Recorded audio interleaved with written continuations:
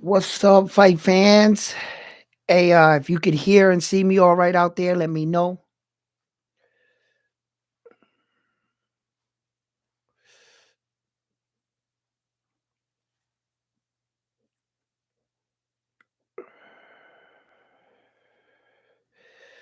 Well, let's get this video going.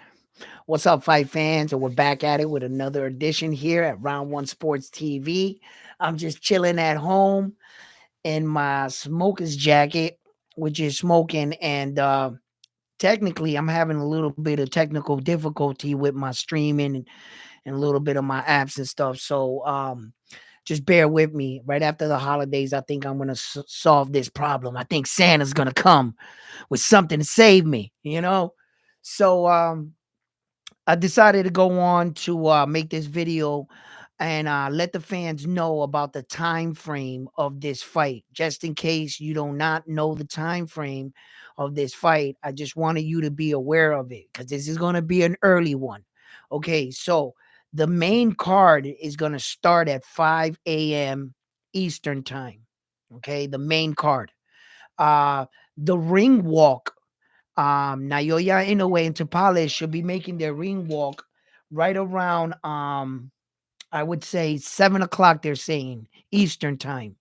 So you could kind of set your alarm clocks for like 6:30, I would say, 6:40, because the show's gonna go on no matter what, right? Um, if they saying that the ring walk is gonna be at 7, even if we get all knockouts, then the ring walk's still gonna be at 7. Okay. So uh let's talk about this fight and let's get right into it. For many reasons, I'm getting a phone call. I have no idea. Nelly, I am streaming live. Yes. What?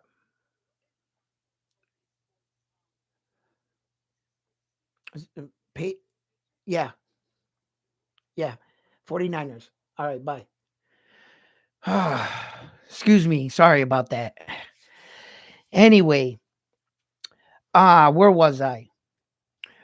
All right, so the ring walk's gonna be at 7 o'clock Eastern time. No matter if there's quick knockouts, they'll fill in the gap.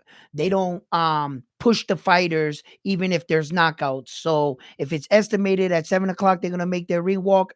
That's the time they're gonna make their walk. If you want to see the main card in its entirety, the main card starts at 5 a.m. So I suggest you put those alarm clocks early. Um, well, if you're noticing my smoker's jacket, I'm just at home chilling. And if you're just joining us, I wasn't going to make a video, but and then I decided to get on and allow my viewers to know that the fight will be starting early, in fact, and to break down some of this fight and to get some of your reactions and comments on the fight and what you guys think about this fight. Let me know. Send me some comments and let me know what you want to talk about and points of this fight as I make down my breakdown on this fight. Well, as we all know that the Japanese superstar Naoya Inoue, he has an impressive record. Recently, I made a video, and I'm going to correct myself. His first fight was against a Filipino fighter that had 16 fights. It was his third fight that he fought against a Japanese fighter that had 17 fights. So I just wanted to make a correction on that. But although coming right out of the gate, we all can see that looking back at it, because I'm going to be honest with you. I didn't follow the first half of his career. Basically, while as he was coming up, that first title that he won, I really didn't know too much about him. Like I covered before, there has been many Japanese stars that have obtained the world title. It wasn't until he got into that covenant Muhammad Ali uh, World Series of Boxing that he really made headways for me. And the reason why I say that is because if he shall be successful in this fight right here, um, main card at 5 Eastern, yeah. Yeah, the main card's at 5 Eastern, and then the ring walk will be at 7. You know, if he's successful on this fight right here, I wanted to touch up on some things. The Tank Davis fight, right? Of course, to all of us is that dream fight, right? But I'm going to back us up a little bit. Let's talk about what's really there and what the possibilities could be and that lie in front of him, right? Okay. The 126. That's the next, you know, it looks like more than likely that that's where he's headed, right? And who's there? Depending if he stays at the 122 and makes one title defense, because I've touched on this. If he is successful on December 26th, do you guys think that he should make a title defense for all four of those belts and put his name in the category of men that had successfully defended all four belts? Because let's be honest, do you really believe that he's going to get another shot of unifying all four belts at a third weight division, and not because of a lack of skill? Will the champions fight him? And and depending who has the belts. Let's remember, like I talked about this, not everybody's happy he's doing this. If some of these guys from the PBC can't get their hands on some of those belts, guess what? I think they're going to run. I think they're going to run. What's up, Larry?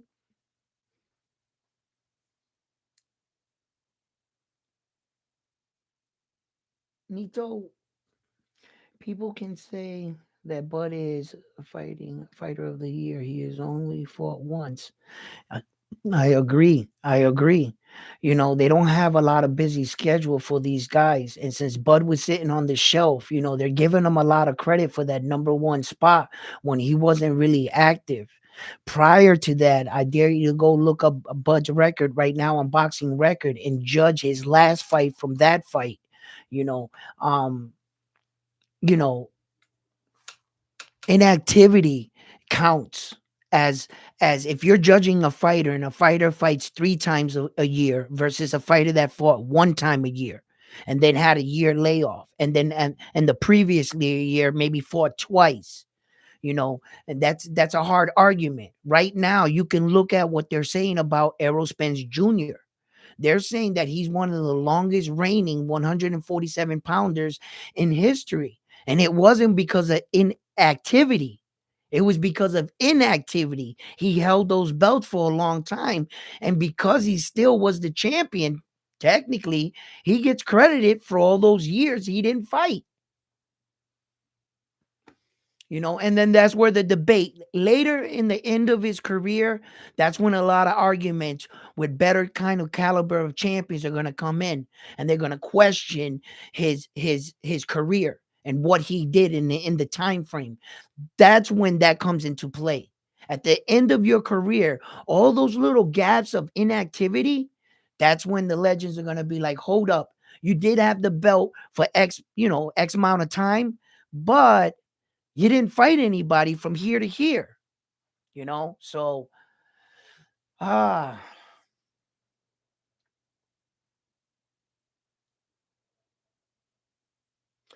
I'm a little scared. Tapales seems to have hard hands.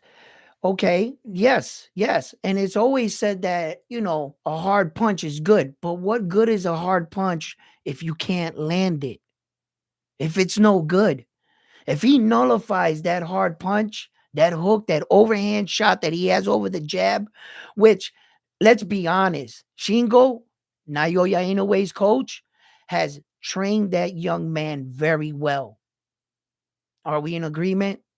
That every time we see the Japanese superstar, we see new wrinkles to his arsenal. When he goes into a fight, he never fights the opponent the same. He allows the fight to whatever pace the fight is going. That's when he starts to make his move. He starts to make his read, and he starts to see if your guard is too high up, if your legs are spread too far apart to react. He starts to see your movement in your foot. And then he has that very short step, that first step, and he shoots inside. And before you know it, you're covering up. Because you know what he's really good at? His feints. Yes, his feints. How he feints down and then shoots up, he's very fast. So by time you go to adjust, you're getting punched in the face. You see? So, and it's hard when you're a fighter that you're coming into the fight very confident, as I assume Tapales will be coming into this fight, right? Very confident, right? And then all of a sudden, you're starting to feel like you're starting to survive. You're forgetting what you were there to do, what your game plan was, right? And now you got this guy with these hard shots, and you're not executing your plan. You're on the defensive. You're trying to figure out, okay, he might have stunned you. You got to shake them cobwebs off, and then reset. Every time the fighter resets, the Japanese superstar applies pressure. He doesn't give you time to breathe. He doesn't give you time to think. And if you're slowing the pace down like Paul Butler, where that he started to like, you know, shell up, he was like shelling up. Um, that's where I think where patience can become a virtue in this fight for Tapales. If he shows up and gets on his bike, but is able to endure his punches for the most part, at some point in the fight, the Japanese superstar is going to give you an opportunity, as we've seen in many of his fights. Sometimes he gets impatient and he likes to go in there. And when you're not opening up and you're not giving him too much, but your defense is good and he can't get in that shot he wants to, he will stand in the pocket.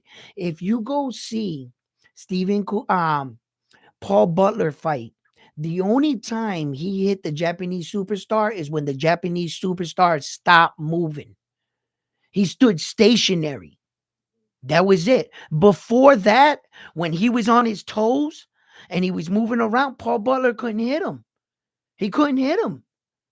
So, where patience can be a key in this fight, where Tapales can play for, I'm not going to say possum too much because playing possum is when you get hit and you act like you're hurt, right?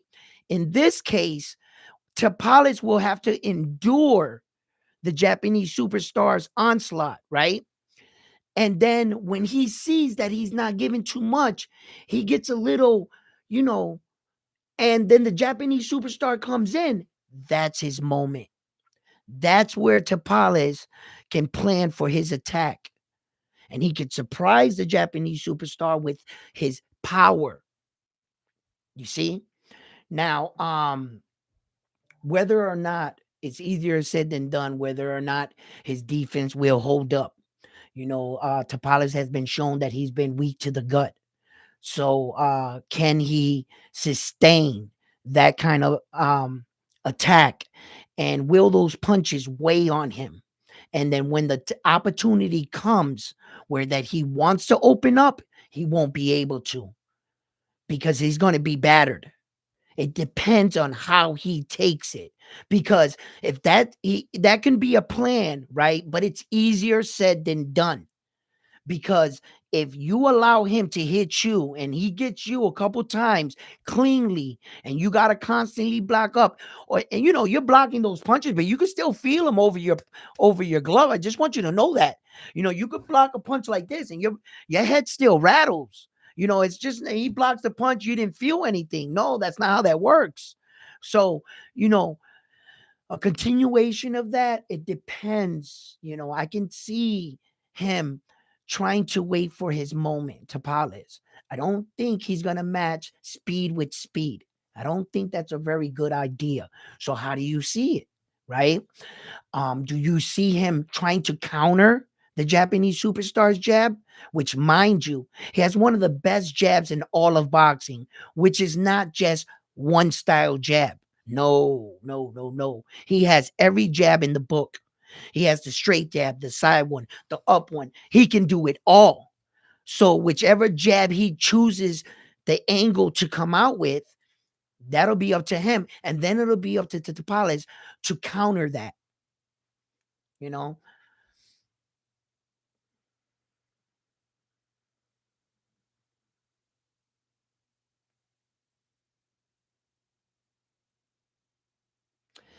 Yeah, yeah, yeah. That most fight observers, most fight like the odds makers and everything in Vegas, they're saying mid round two, just like you're saying, Larry.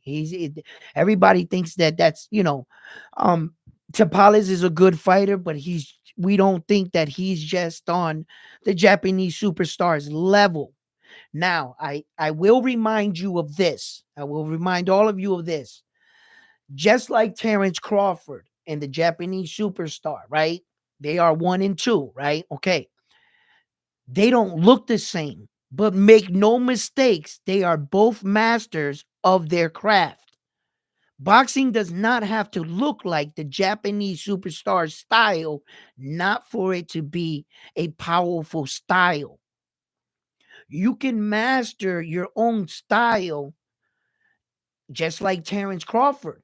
Terrence Crawford is a skilled boxer, but he doesn't look like the Japanese superstar. He looks a bit different. He understands a different way of fighting. But make no mistake, both of those men are elite fighters. Yes, they are. There's a reason why no one's beat Terrence Crawford. You could say what you want. He plays with his food. Sometimes he does things in the rings he shouldn't be doing.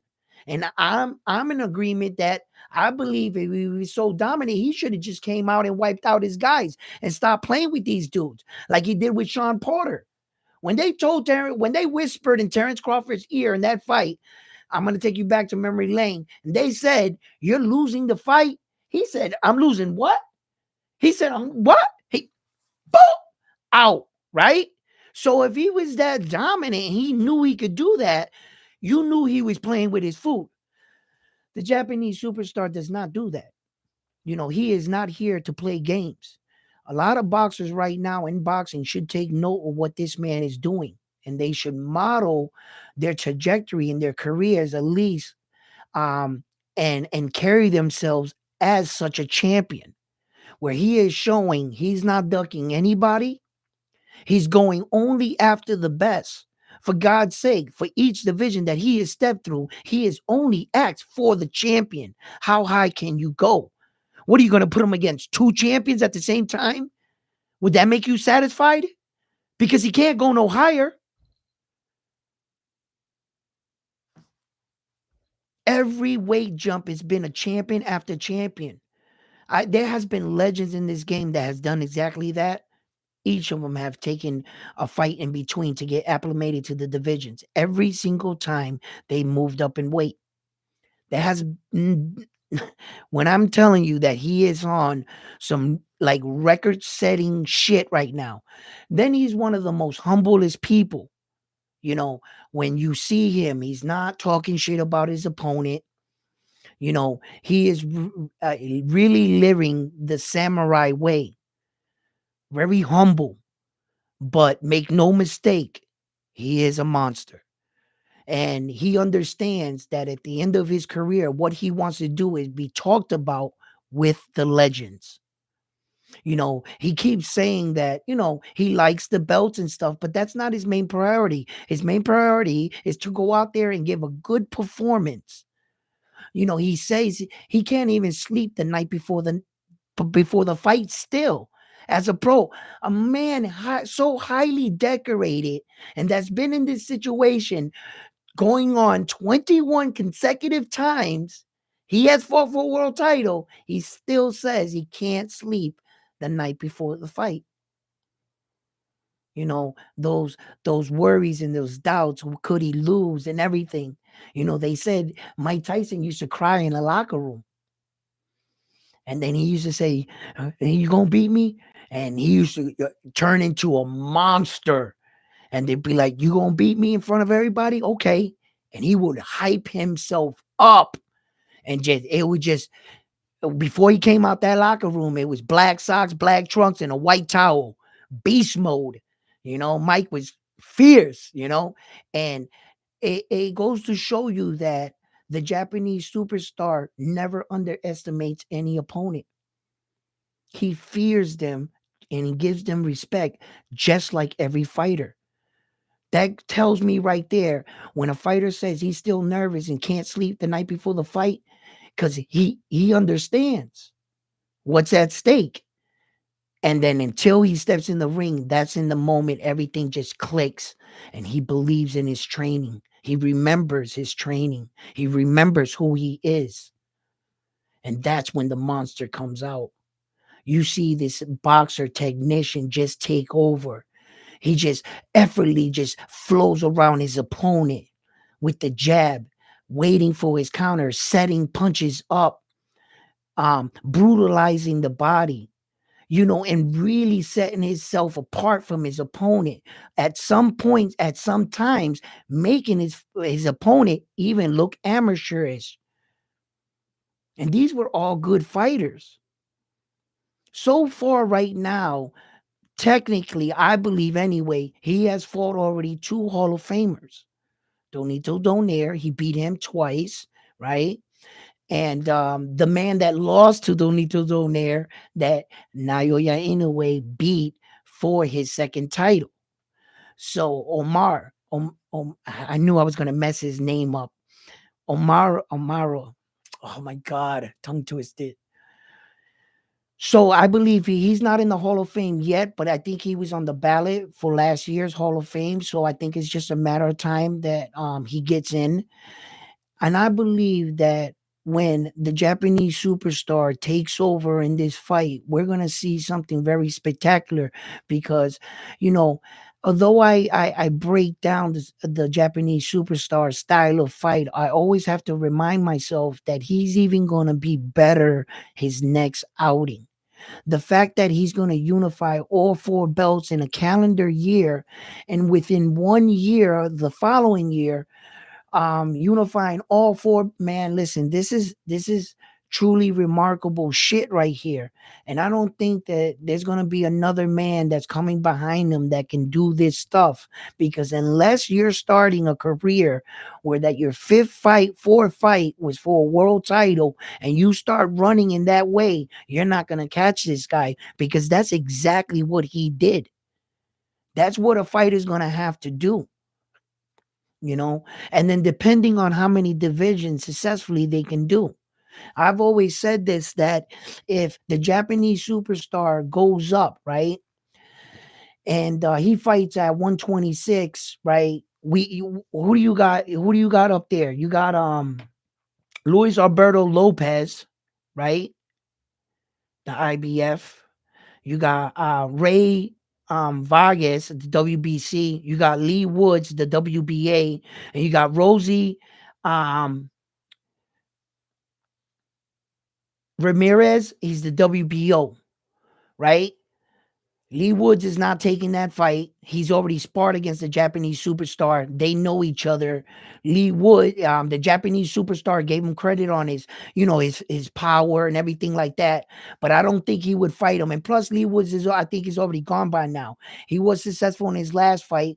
Fighters always say something, So we'll see what happens with that. But Rose, Rose, Roseby. Um, Ramirez, for me, the Cuban superstar, is the best fight for the Japanese superstar, being the fact that he has the WBO. Whoever had the WBO title is the direction that the Japanese superstar is going to go, because that's the only belt that won't leave you in limbo, because it'll make him his mandatory. So even if he doesn't have any negotiation with the next champions up there, he can still push the WBO way and push that fight against the Cuban superstar. Yeah, he can do that. Um, as far as these rumors where that it says Luis Nares is basically signed to fight the winner of this fight right here, nothing is sketched in stone when you're the Japanese superstar. At the same time, the Japanese superstar says what he's going to do. He's that kind of fighter. They don't tell him who he's going to fight. He tells them who he's going to fight. So if the Japanese superstar switches his mind, so that's why I don't listen to these rumors, because Unless his manager and all them. What are I don't see the Japanese superstar and his promotional team being cocky and arrogant and looking past Tapales to sign a fight against Lewis. I don't buy that. Maybe there were talks. Yeah, there's always talks in boxing. I seen Teofimo Lopez, his dad, talk to Jermaine Ortiz and say, yeah, we want to fight with you. And all of a sudden, there's rumors that Teofimo Lopez is fighting somebody else. So we hear a lot of things in boxing. So that's why I'm not like, but here's how it really goes. And I should have looked this up now that I'm thinking about it right here, right? This is how it really goes. Who's ever in line first? If the WBA number one contender and they have the first, that means he has his first mandatory obligations to who's the champion, the new unified champion. Who comes first? Is it the WBA, the IBF, the WBC, or the WBO? So whatever number one contender is in line first, then that's who. If he shall accept it, if they offer him the fight and he says no, I don't want the fight, they go to the next, and it goes like that. So as of right now, we can honestly say what MJ's the number one guy for the WBA, and that's leading the way right now. Under what banner does Luis Navarez fit in? Who's pushing him? Is it the WBO? Is it the WBC? Or is it the IBF? Where does he fit in? Casamara's not even in the conversation. If he doesn't have a belt, he's not. And then the Japanese superstar is only fighting people that have belts. So the Luis Navarez fight would be for title defenses, just like the MJ fight would be. That's it. So we got to think about that too. And if it makes dollars and cents bigger at 126 and they can get him a bigger champion, does he stick around and take man? I think he should stick around and do a title defense and get that off the record. The moment's right there. If he can do this right now, how many times is he going to do this, man? Yeah, he did. He did lose. He did. Ramirez just, yeah. But okay, look at the time frames. What's going to end up happening? What always happens in boxing, they're going to shoot a rematch. He's probably going to win that fight. It won't be, let's be honest. When will the Japanese superstar break into the 126? We're talking ending 2024, at least mid.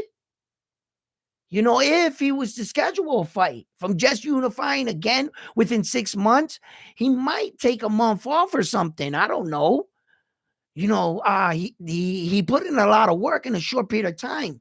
So that's why I said, and I said this in my previous video, the belts are always changing hands. It depends who's there. The guys that are there right now probably won't be there, because they're fucking belts change all the time, so it is hard to keep up with them. So, so it depending who's there and what kind of fight is there, and then there's always the possibility of the fantasy fight. What's up, London boy? There's always the possibility of the fantasy fight. Stefan, what's up? Prince, what's up? John, what's up?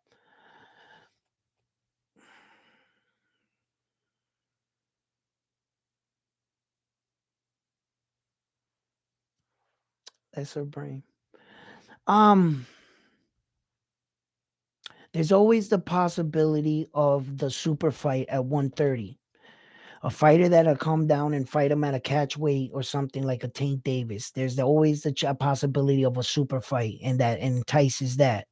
But the possibility of something like that really happening with everything that is on Tank Davis's table right now, Tank Davis really backed himself in a corner. And although I would love to see that fight, he doesn't have a lot of time to play with. Entering his own 30s now and really only being a one division world champion with two interim titles at 135 and 140, he needs to pick up some steam right now and really focus on fighting legacy fights for world titles and securing the WBA super.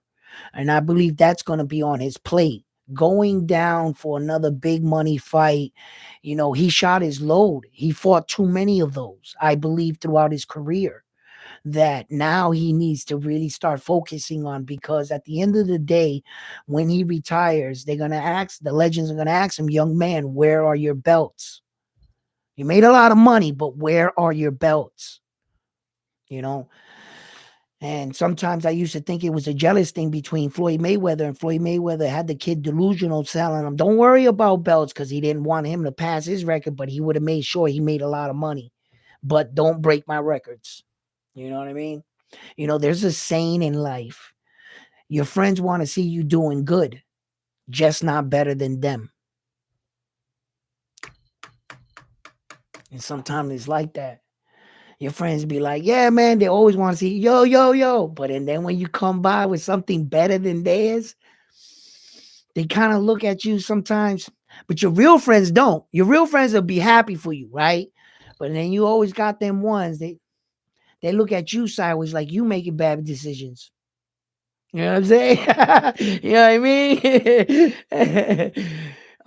mean? John, I think if he wins early, unhurt, he will fight early 2024. Yeah, that's a possibility as he keep busy. Maybe 2, 3 fights. Yeah, you want to know something, to tell you the truth about the Japanese superstar? And let's keep this in mind. The reason why he wasn't as busy in the following years is because we went through that corona epidemic. Remember that? That was 2 years of fucked up schedules and fights. And fighting, wasn't it an eerie time? You guys remember we went through that shit. Okay.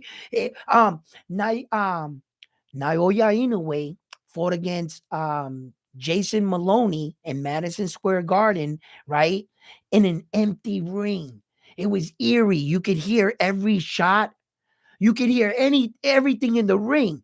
And you could hear them breathing. It was and that's a damn shame, because if that fight had an audience, bro, that shit would have, that was one of the best listen, that was one of the best setup knockouts I have witnessed in a long time.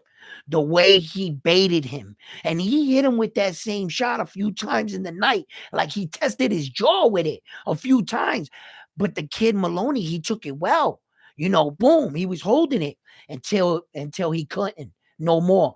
And mind you, the Japanese superstar did that with winning boxing gloves on.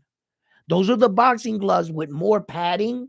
So it's actually helping this guy out, because it's more padding on the gloves so that he doesn't break his hand. So he's helping him out. So he crushed him. Imagine if he had horsehair gloves on and he hit him with that shot. Bro, he might have took a couple years off his life with that beating, man. Those gloves, they help the fighter out too. There's a lot of extra padding in them gloves, and he's putting people out with those gloves like that. And then here comes Stephen Kubo Fulton complaining about the extra padded gloves and the way he wraps his hands. So he made the Japanese superstar wrap his hands the way they wanted to and take out that extra padding. No, wear this style. Boom. Hey, it is what it is. You got what you asked for. There you go. That's what you wanted. There you go. You know, and I think that Tapales is, a really good fighter, and we can't underestimate his timing, because he's the type of fighter that, although he doesn't look, and I was speaking about this, he doesn't look fundamentally sound. Like when he wants to, you can tell if he wanted to box. He has moments in a fight where he's just straight up boxing, and then he kind of like shifts down. and he starts that I believe at that moment he saw something, and that's when he allows his opponent to throw that jab, and he times it well, beautifully, in fact. Um, and he'll do that, but his technique goes to the wayside. If I notice when he has the person hurt, it really does. He starts kind of like throwing like this a little, like you know what I'm saying, like hooking, but maybe he felt like he can get away with it against that guy. That's what I was thinking. Maybe he felt like I don't think you want to do this against the Japanese superstar, being the fact that I've seen him stunned before in a fight, big time, and I've seen him in a lot of trouble. And it seemed like he knew what to do in those moments. And I talked about this. Those are things in a fighter that you cannot coach, that you're going to have to find out when your fighter goes through this. There's a few more things that may or may not occur in the Japanese superstar's career. And if it does so happen, we'll find out how he responds. Meaning he's never been dropped. He's never been knocked down. His father ain't never seen him get dropped. How would they deal with adversity if that happens? Is his father prepared to see his son down? And in fact, he already saw one son go down. He saw the younger brother go down. And how they respond in that fight. They didn't look like they were losing their mind. They looked like they knew what they were doing, and it was just the other guy's night that night. That's it. You see? So I believe that they're a well-coached team. This is not going to shock him if he happens to go down. But those are things that are yet to be seen. So that for me, there's a few things that he hasn't been in. So when the time comes, that's the only way I'll be able to tell. Those are certain things in fighting that you cannot buy, you cannot train for. It is experience. You're gonna have to go out there and get it, earn it, and we're gonna have to see when in the moment how you respond with it. So now only in those big key situations. um as far as the lefty righty fight right now, we all know that the Japanese superstar has fared very well against left-handed fighters. In fact, no left-handed fighter has passed 3 rounds with him. That's why the odds makers right now have him so highly, and then you would think that when right-handed fighters, it goes to show you how fundamentally sound and how polished he really is. When we talk about the number one pound for pound fighter in the world, this is what you want to see. This is the picture that I want to see. The pound for pound fighter in the world for me means that you can fight any style, lefty, righty, a brawler, a counter puncher, a boxing technician. You can adjust to any fighting style. You can figure any fighter out. And in fact, you can even beat that fighter at his own game, his own style. Those are elite pound for pound fighters, men and women that can do exactly that. That is my definition of a pound for pound fighter. They have to be, you can't just say, oh, this guy's knocking out everybody, Dante Wilder, and say he's the best fighter in the world. No, he's the best power puncher in the world. Yes, but is he the most skilled in the world? You see how that doesn't work? It doesn't always add up. That means that your fighter has to be polished, well rounded, all aspects. He can't have flaws in different areas and be considered the best fighter in the world. No, you can't. So, some right handed fighters avoid lefties, and some right handed fighters go 12 rounds with lefties. This right handed fighters takes them out like this. That's special. He understands that. Listen, try that left handed shit with me, bro. He ends them, you know? Um, one of the left as was he a is he yeah, he was Filipino, right? Um um what was his name? Anyway, I'll get back to him. Damn it, his name just escaped my head. But anyway, yeah, it's just he's just remarkable against any style of fighting so far into present time. Every style that came up against him, that I even thought, okay, this guy might do something. Okay, this guy might do something because I'm gonna keep it funky with you. I really, really, really thought Rodriguez was going to do something against the Japanese superstar. Out of all the fighters that he was coming against, I knew that Donier was a threat. But once he, like beat him, well, after he beat Donier on the same tournament, but he beat him last. But before he fought Donier, I thought that Rodriguez was gonna really do something to him, man. Because Rodriguez is a dog, and I'm gonna tell you something right now. There's life after fighting the Japanese superstar. There's life after that, right? Rodriguez became a champion after losing to him, and Maloney became a champion after losing to him. You see, so they can say those guys are great fighters. So that's when they're constantly saying, "Oh, the Japanese, who did he fight? We don't know who he fought. He didn't fight anybody. What are you talking about? These guys were world champions before they met him. He beat them, and then they had enough skill and ability to become world champion again. Except Jason Maloney. Jason Maloney wasn't a world champion. Only Rodriguez. Jason Maloney became champion after losing to him. You know, and then Jason Maloney's brother got brutally knocked out in Japan by Naoya Inoue stablemate. But yeah, so there is, there is pros and cons coming to losing against the Japanese superstar. I mean, for God's sake, you can honestly look back and say if he ends his career on a very high note that we all think that he's going to, you can say Stephen Kubo Fulton can say, look, it took the best fighter in the world to beat me. That's what kind of shit I was on. No one else beat me but the fucking best fighter in the world. So there's no really shame in that. That's a good learning experience. Just don't let it take you inward where you be like, well, oh, well, if he's out there, I might as well not fight. There's fighters that can do that. But as of the Japanese superstar and Marlon Tapales, I want to talk over their heights and everything too as well, right? Payano was a lefty. Yeah, he was a shitty lefty, huh? He shifted one way wrong. Boom! Out cold. Out cold. Des Marines was the other lefty, the Filipino guy. That's the guy I was thinking about. Des Marines.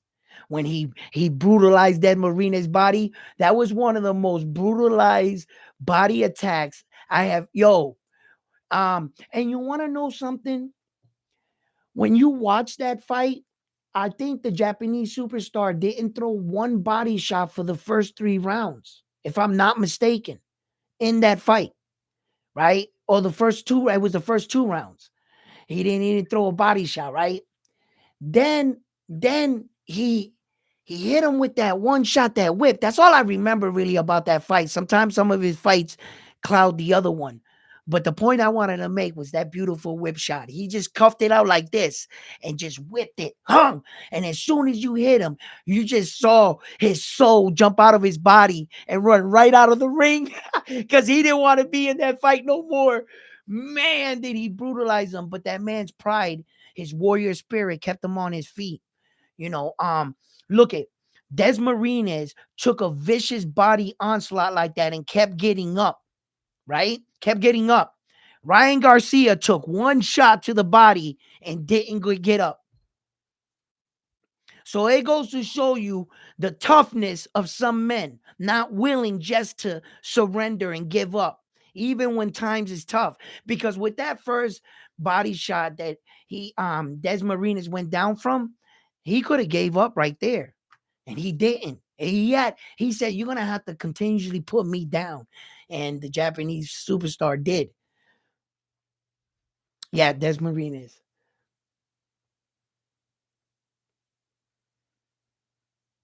He might need a liver transplant. Brother, he might have you pissing blood after the fight. Back in the locker room.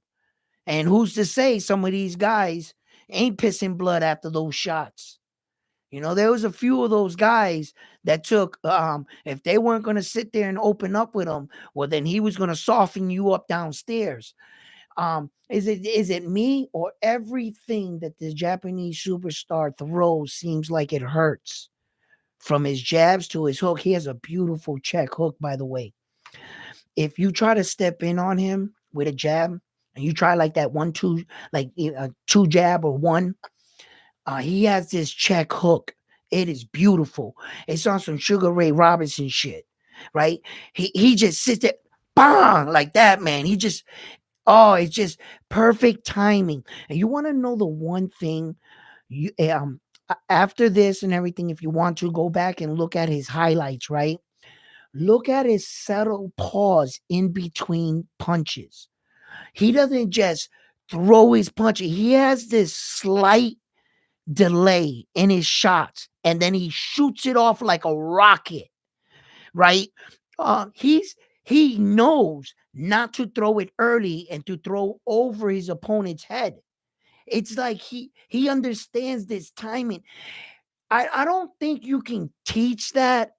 I think you have to really be born with it, or understand that concept at an early age, and tighten it up throughout the years and experience with fights. That's something really hard to explain to a fighter, for them to catch the concept in the heat of the moment, time and time again. Like, you could say it to them, but once they get punched in the face, they just start throwing punches, or, they forget, they're overthinking. That's hard to teach. That's something that all his fights, I went back to the first fight when he was in them red shorts with the white line, very first fight, 19 years old. He had the little mullet going on, right? His very first fight. Yes, I know him very well.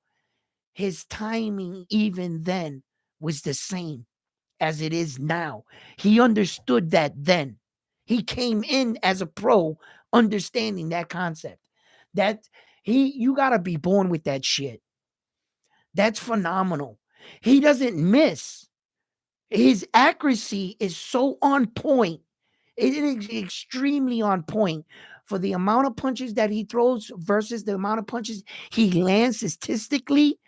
That's going to come out to play at the tail end of his career. Those are kind of records that's when they start to break down, like the number game. Like, they don't really talk about that right now because it's not important. It's wait until at the end that they tally all the numbers up. Then that's when those kind of records, because there are a lot of records that are going to come out from this Japanese superstar that they're not talking about, because you can't. You kind of got to let him in his career, and then those records come in fact, because he's still writing history. And as we all know, a lot of boxers don't like to call it quits. And then that's when you get your favorite or legendary boxer boxing in his upper 40s, hitting 50, getting knocked out the ring. You don't want to see it, you know and some cases are sad, some cases are good. you know um I didn't like to see the way Roy Jones ended his career, if you ask me. If you I didn't like that. I didn't like the way that kind of fighter, that kind of man, for as dominant he was, for as long as he was, it made him. There were guys that beat him that now are pounding their chest like, I beat Roy Jones Jr. And no, you didn't beat that man. No, before he became Chinny and he got knocked out by Magic Man there. Um, you know, he was the best. Listen, he was a beast. He was listen. Let them dudes fight that kind of Roy, and the way he ended, and all those losses, and fighting in heavyweights, and those fighters count. Had he done those fights as exhibitions, and they never counted on his record, I would have been cool with it. With that, he should have thought that shit through. He still could have made that kind of money, but put on those kind of fights like Floyd did, where it doesn't count. Even if you knock Floyd out in Japan in one of those exhibition fights, it doesn't count. It only be for like bragging shit, and you put it on YouTube, but he would still be technically 50-0. Not Roy Jones. He went in there, and those fights counted on his record, and I didn't like that. I didn't like that because he deserved way better record than what that record is showing. He was a way better fighter than what his record is showing, and he's a fucking legend. You know what I mean? So sometimes I don't like to see that, there has been fighters that walked away from the game that didn't come back and did it right. And maybe there's fighters that walked away from the game a little bit too early. Andre Ward, some people say that he walked away too early. There was more fight left in him to give. But if your heart's gone from the sport, then don't hurt yourself. That's what he said. My heart's not in it anymore. He was honest with himself. He's doing what he wants to do right now. Kudos to you. And he walked away undefeated. He knew when to hold up, when to fold up, when to walk away. Most men don't know how to do that. It's hard to do that. Some men don't even need the money, and they come back because they missed the bright lights. Some men come back because they're broke. There's always different situations and scenarios of why people come back. But if the Japanese superstar, he's talking like, in one of the interviews I saw him in, he said 35 was it. He said that he wants to fight into roughly around 35. And then in the next interview, I saw him say, well, if now that I'm entering my 30s, if I still feel strong at 35, let's see where I go. He didn't even get to 35 and his tune already changed. That's how fighters are. You see? So, but, where does he go from here? Like I told you, basically these fighters right here at 126, I use them as like a scale. Some have already lost, and stuff, but that's the competition. That's what we have. Who knows? Foster can either go back there, win a belt, by time Naoya not inoue wraps up this. We don't know. We don't know. Like I said, I don't know who's going to be at the 126 in this time frame. But the gentleman did say something interesting. If he does come out of this fight unscathed, no injuries, nothing, we could see him early 2000 mid 2024. At least mid. And that's a good point. Say he goes out there, he knocks out Taples, and he takes absolutely no damage, and they clear him. Because remember, it also depends on it, not on the fighter, but your suspension from the Athletic Board Association. Because remember, Ryan Garcia took a body shot from Tank Davis, and the Athletic Commission deemed him suspended for 6 months. They gave him a 6-month suspension. Errol Spence Jr. took that massive ass whooping from Terrence Crawford, and they gave him a 2-month suspension. Go figure. Bro, it looks like the roles should have been reversed. They should have gave Ryan Garcia the 2 months, and they definitely should have gave Errol Spence Jr. 6 months. But somebody must have got a vanilla envelope, and they cleared that man from that massive ass whooping from only 2 months, because they were trying to pressure him from not taking the rematch. Terrence Crawford's people. Because had he not take the rematch, it sets Terrence Crawford free from his obligation, and he could go fight whoever he want, like Saul Canelo Alvarez when it was being thrown around. The reason why that fire didn't take flame is because he's still tied to Errol Spence Jr. by the rematch clause. So by forcing his hand and having them clear him and say, nah, only 2 months, you'll be ready from there, maybe he wouldn't have been ready.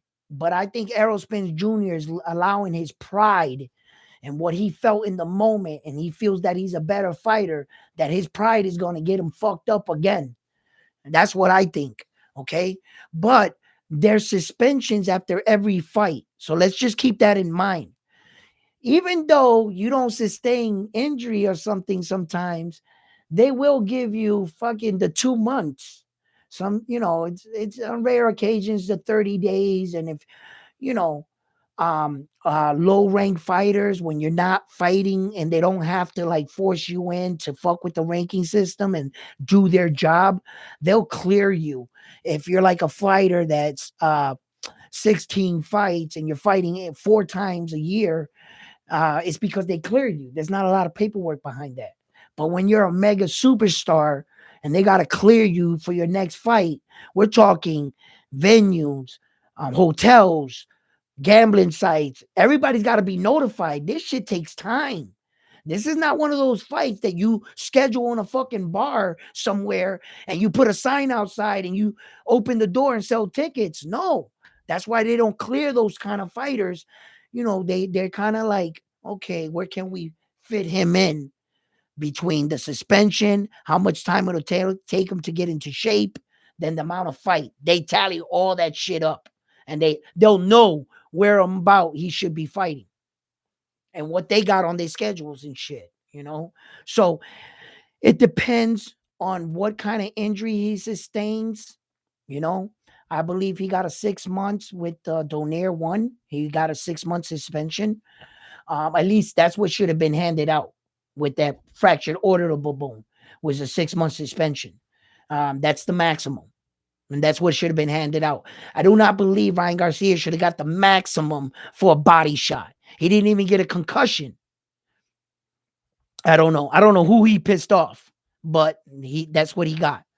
So as far as, that goes, will that place him, and the Japanese superstar has already voiced that if he should be successful, he wants to stay busy.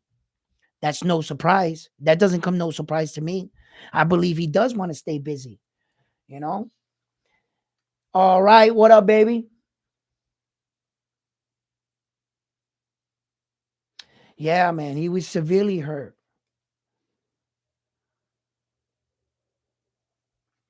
Yeah, and I think he's going to get knocked out even worse. I believe he'll look stronger.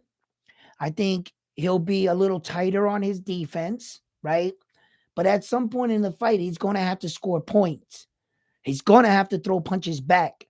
And I believe Terrence Crawford is just a much better counter puncher than Errol Spence Jr.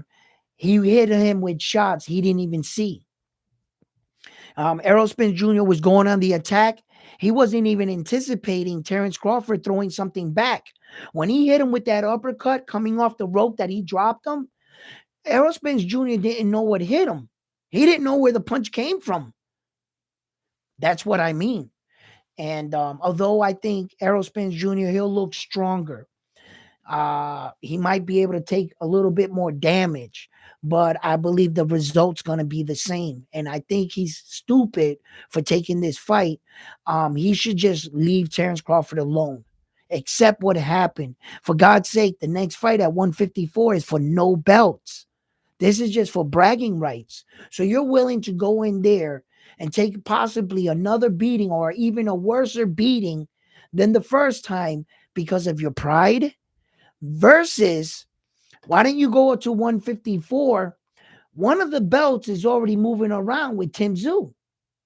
Your stablemate has 3. I know he's going to want the fight, but he seems to be in the news right now, being arrested. Had you left Terrence Crawford alone, you could have already been fighting at least one tune-up fight in preparation for fighting Tim Tszyu. And putting yourself in line, shall Jamel Charlo, any legal shit that come out of this, or if he moves up in weight, you would already be established in the 154, Errol Spence Jr. But his pride wouldn't let him let that fucking fight go. And I think he's going to get hurt, man. And I don't want to see it. I don't want to see Errol Spence Jr. get hurt like that, bro, because I got love for both those men. You know, Errol Spence Jr. was amazing when he was coming up. He was that underdog that went out to fucking the UK and he brought that belt back home. yo, I didn't think he was gonna beat Kell Brook. I didn't think he was gonna beat Kell Brook. I know Kell Brook had moved up in weight and didn't fare so well, but in that weight class, nobody was beating Kell Brook, man. They weren't beating him. I didn't think he was gonna do it, and he pulled it off. I became a fan at that point. So I like Errol Spence Jr. I like him, man, and I don't want to see him get his ass whooped like that. I hope he proves us all wrong. I'm not too sure he's going to pull off the dub, but hopefully he gives a better performance and he doesn't get dropped 5 times in the fight. So hopefully that happens. Stefan, what up? Now he's going to gangster.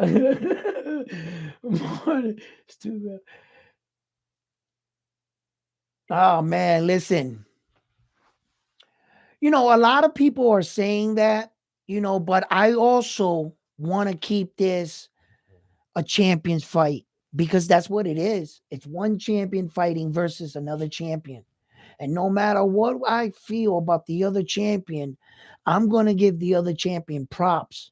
Because if I sit here and we all sit here and say, oh, Tapales doesn't stand a chance. When he beats him, they're going to say, oh, didn't you guys all say he didn't stand a chance? He was a tomato can?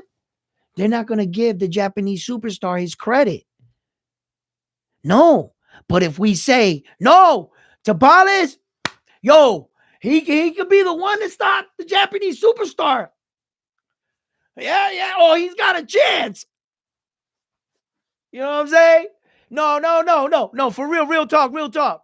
He's a champion. You know what I'm saying? He's a champion. That's why I want to give Tapales his champion's credit. Because when he beats him, then who'd he beat? A 2-time unified champion. That's who he beat. He didn't beat no fucking bum. He didn't beat no contender. He beat a 2-time unified world champion. That's who he beat. So that's who I wanted them to give him credit for. Because I'm tired of this narrative when he beats these champions. Oh, these guys, they're nobodies. Next thing they're going to say, who is Tapales? Who is Tapales? Tapales is nobody. But Tapales beat the man to be the man, to fight the man. He beat MJ. But as soon as he beats him, he's not. Rewind the tape. Everybody said, Tapales ain't nothing. He don't stand a chance. Blah, blah, blah, blah. No, he does stand a chance. He has a puncher's chance. Tapales is slick this way. That's why I keep bringing that up. Because I want this to mean something. Because it does. What up, John?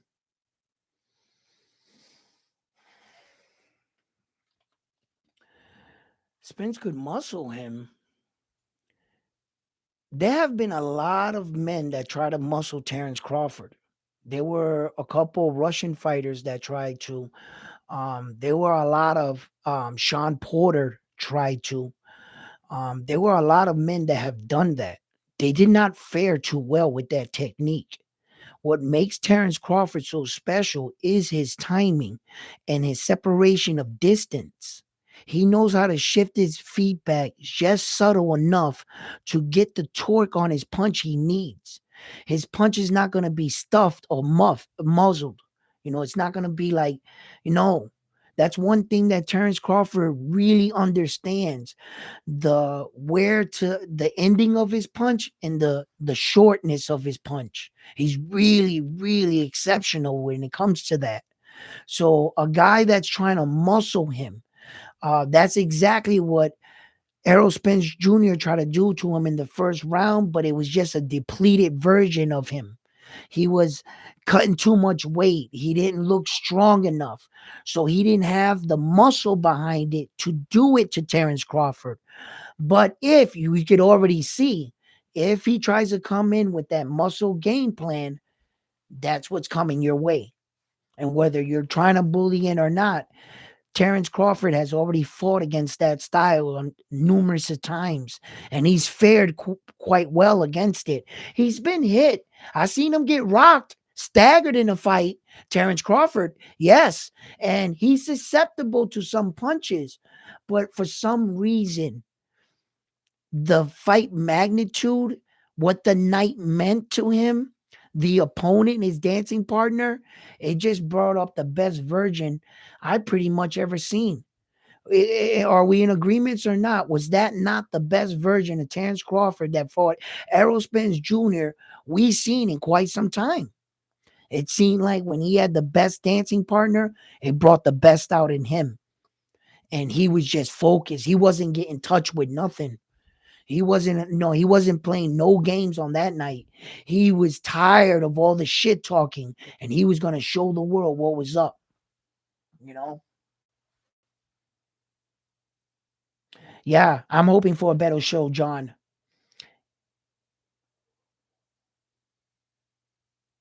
Who's all time great? Wait a minute, Mark. Let me follow your conversation. What?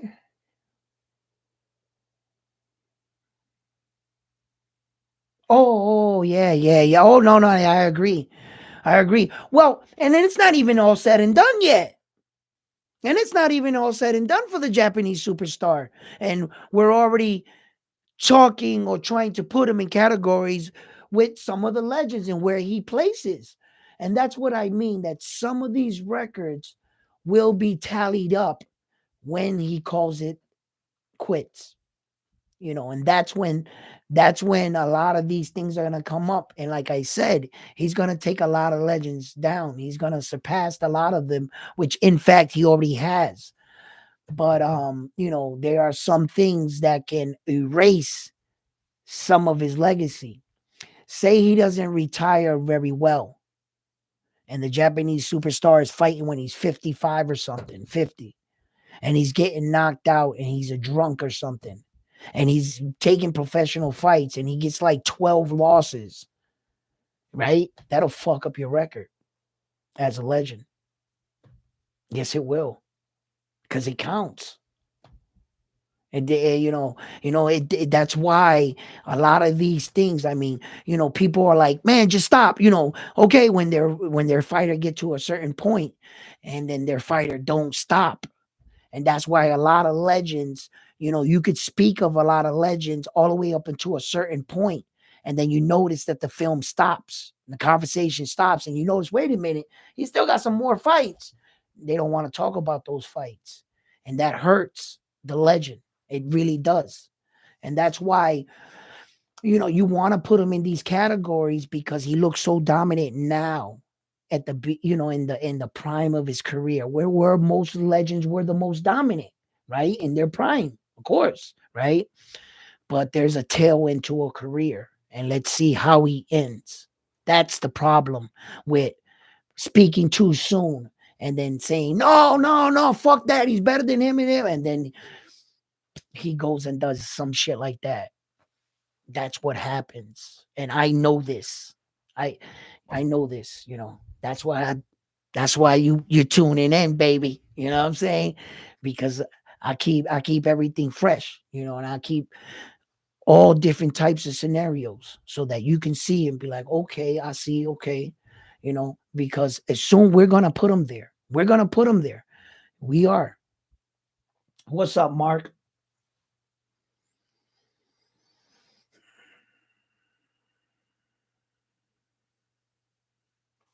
Well, look, this is the thing, right?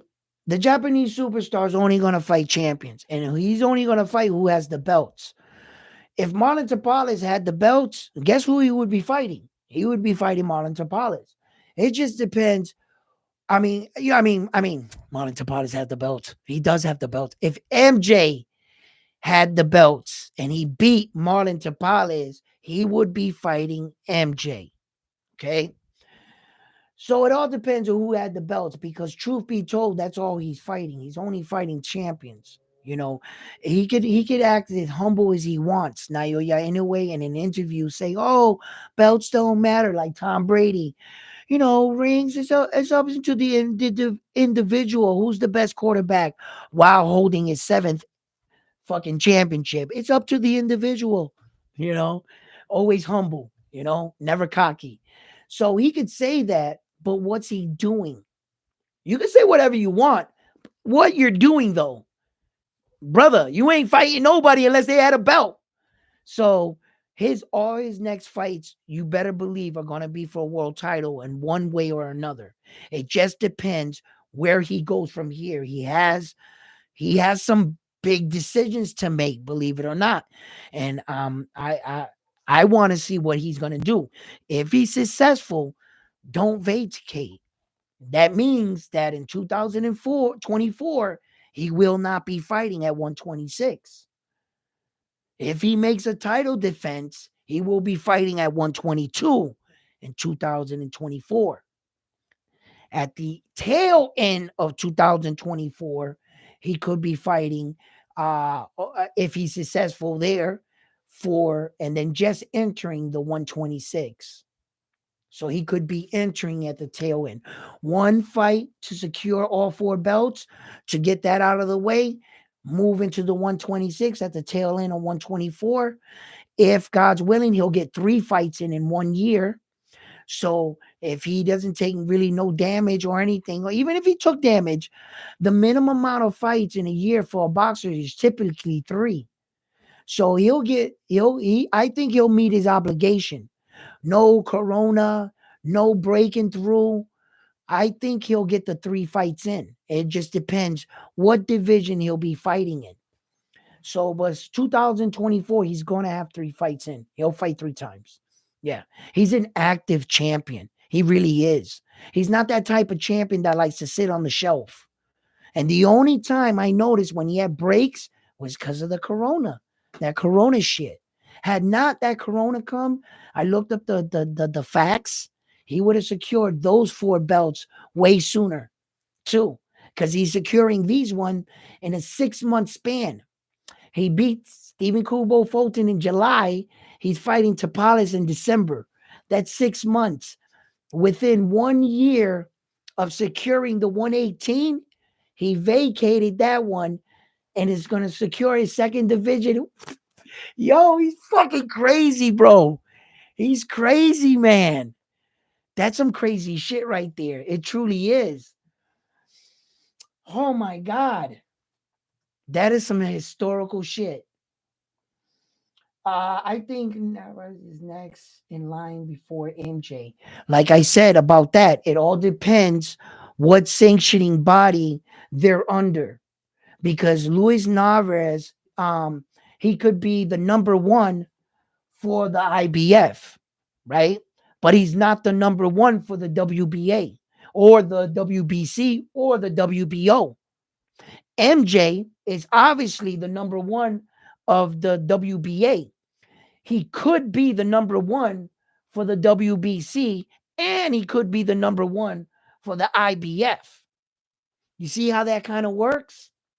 So it depends where the major sanctioning body has each fighter and who's in line to get the first crack at the Japanese superstar, which sanctioning body.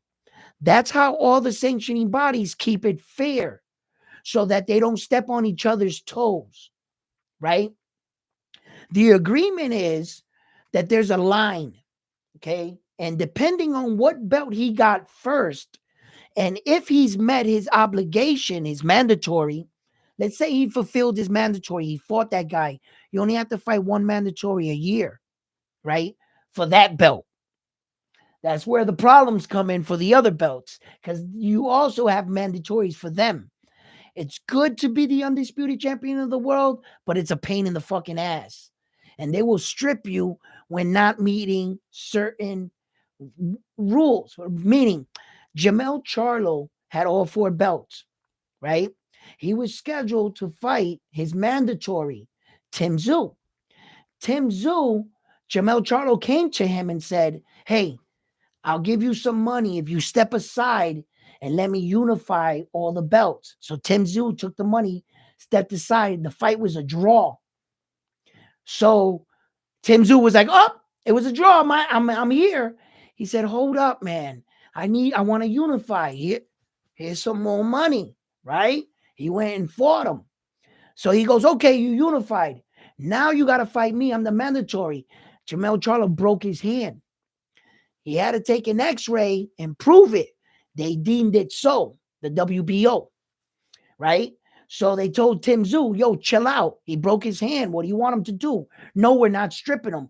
He gave us proof. We're not stripping him. You're going to have to wait, Tim Tszyu. You know what this dude went and did? He went and fought Saul Canelo Alvarez. Instead of, this is the third time the fight was set with Tim Tszyu. So when he went into the Canelo Alvarez, he wanted to play that, oh, they stripped me. I didn't know they were going to.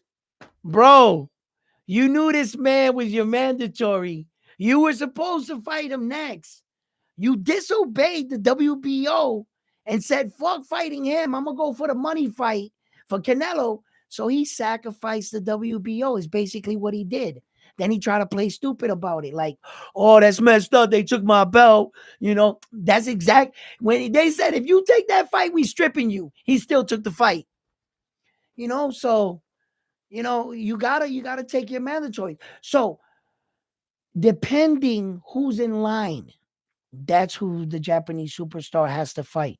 Because if he takes it upon himself as the fighter and not to fight his mandatory, the organization can strip him of that title because they stood to make money.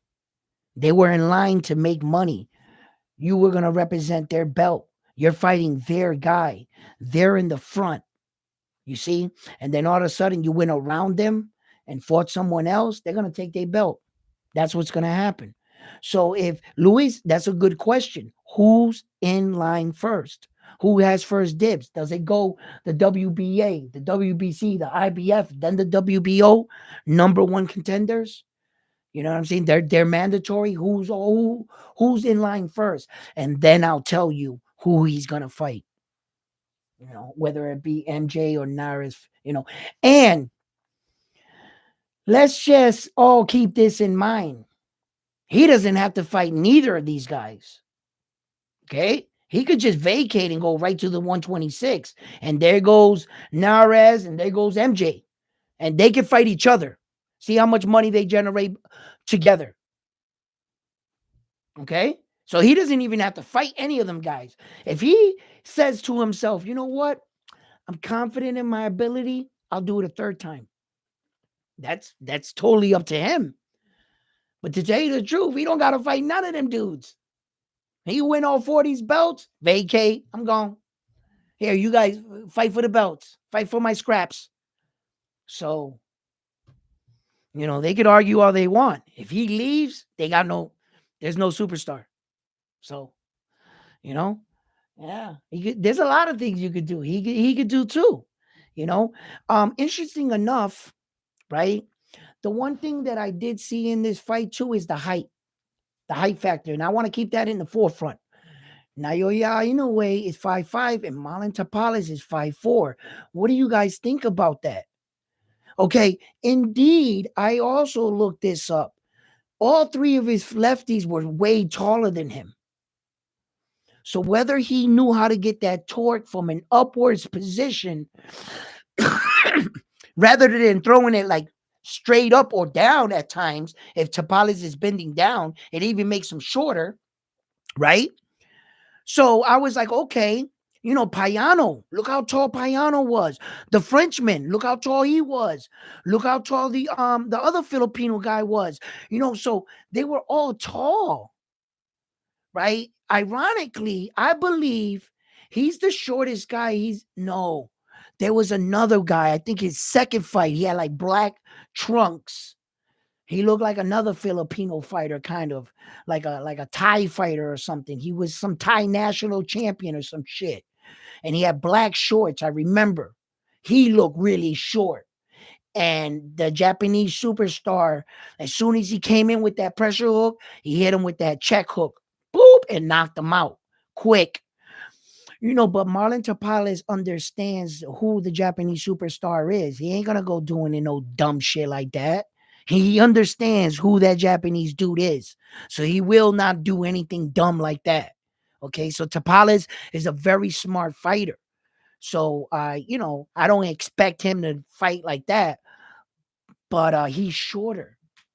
So with a shorter, tighter defense, could that be a factor? Could it? You know, could that Could that play into the fight? Um, you know how when the expression goes, take your fighter out into deep water and drown your fighter, right? I don't think Tapales can do that with the Japanese superstar. I don't think you can take that kind of fighter out to deep water. You take him out to deep water, he's just gonna swim. That's it. He's just gonna keep swimming and swimming. He's not. If you're waiting for that man to get tired, that should not be your game plan coming into that fight. Your game plan better not to be going to deep waters or to try to get him tired. That's not gonna work. It's gonna take too much energy to get him tired, and you're gonna have to land too many shots. Tapales' shots are gonna come in small spurts, but they need to be effective.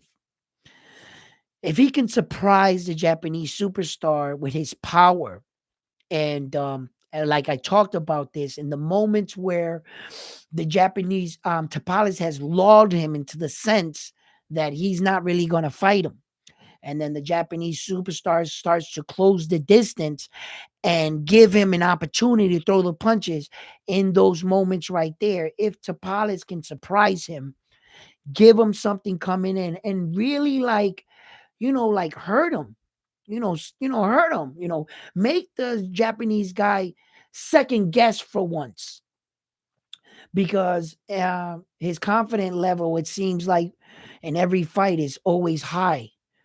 I've never seen that look on his face where that I seen worriness, where that his expression changed, where the look on his face, where he was like, you could see it in a fighter's face, like, oh shit.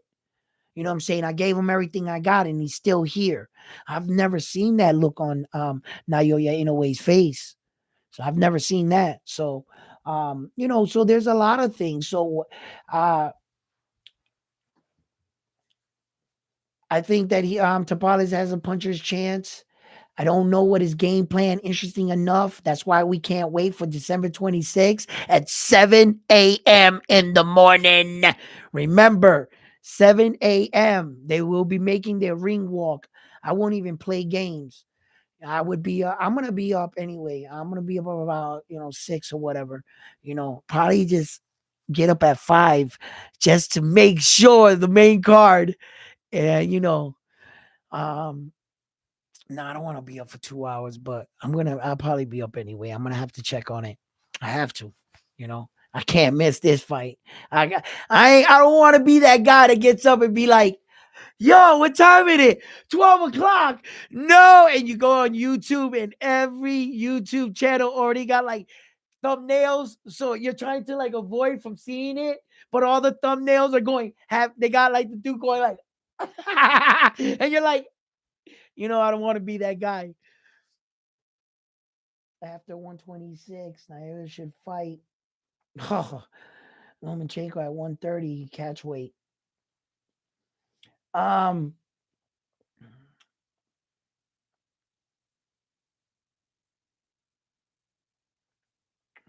Todd, what up, Todd Kong?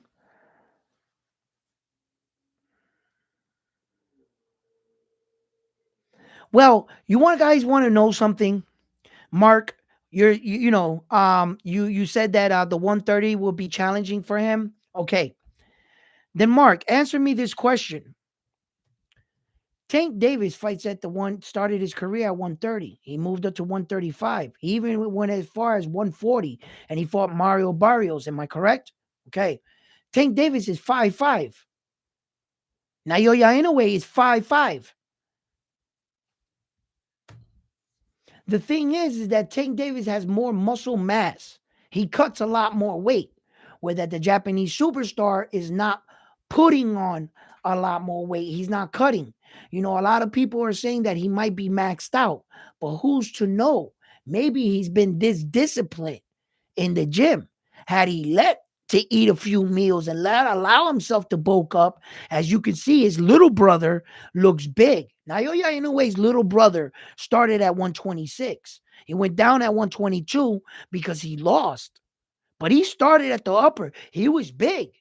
And those Japanese dudes, them sumo wrestlers, they pack on a lot of weight. So if he's able to put on that weight and be solid, why can't he fight at 130? Why would it be challenging? Tank Davis flew through the 130 at 5'5". And I believe the Japanese superstar, by the time he reaches the 130, he would be a better polished fighter than Tank Davis entering the 130. I think he's going to do fairly well. And I think he's going to shock a lot of us. I was looking over this the other day of a lot of 130 pounders. Pernell Whitaker was a small dude, and he went all the way up to 147. Tank Davis is at 140 right now, for God's sake. He looked pudgy as fuck, but he looked great at 140. He didn't look slow. He dropped Mario Barbie. He looked fast and sharp at 140. You know, I keep it in mind that the weight does say 140, but Tank Davis probably walked into the ring more like 147, 150 against Mario Barrio. Mario Barrio made weight at 140 and he walked into the ring 156, 165, somewhere around there. No, they had a weight claw on Mario Barrio, a 10-pound weight claw. Yeah, I remember that fight.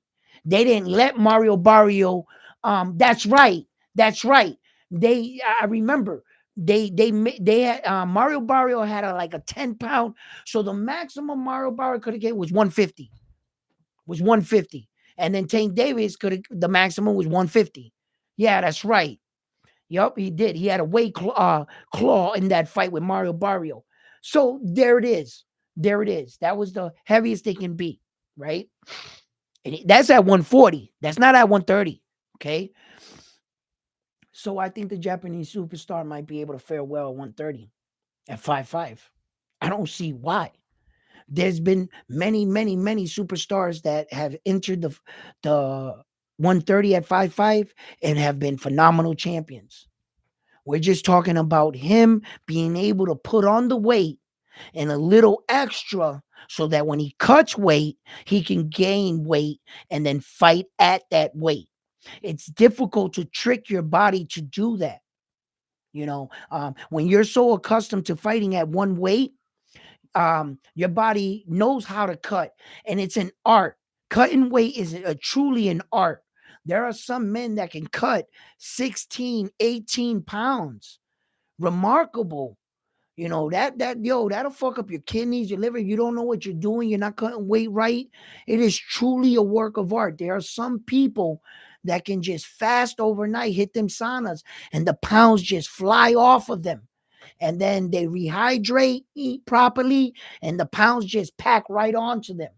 Now, there have been people that have put on an alarming amount of weight overnight. 16 pounds, 15 pounds, 20 pounds. And that's why in some instances they have weight claws so that you don't. And that's why they call, weight bullying. They know that the man is really big, but he has the unique ability to cut a lot of weight. And his body's a lot of water and he takes it all out. Is it fair that some people can't cut weight for shit? They can't. Their body holds all that. When some people cut weight better, and then you got this fucking giant sized man that's cutting fucking 20 pounds and he makes the weight, and then in the night of the fight, this guy got 20 pounds on you. So that's the difference it's the weight factor for me. It's not the height. And I think the Monster will fare well. Monster can do well at 130. Yeah. Yeah, Mark. You see what I'm telling you? Your tune changed, huh? Yeah. He's got he Goldie. I will easy be.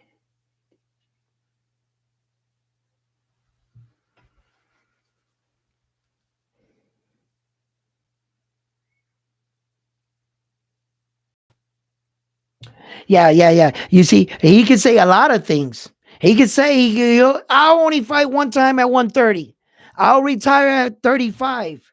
Fighters say a lot of things, but money talks.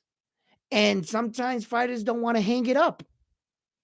A lot of people say a lot of things. I seen fighters retire. I'm retired. My last flight being 6 months later. I'm coming back. You know, I know this is my last fight. 6 months later, I'm coming back. You know what I mean?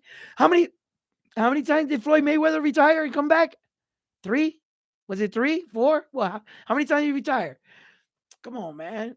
I don't go by that. I don't go by that. He says, "Oh, I only want to fight one fight in 130." Bullshit. He ends up knocking somebody out at 130 and they say, "We'll give you $35 million to fight your next fighter at 1." Guess what we're going to see? Another fight at 130. You know what I mean? So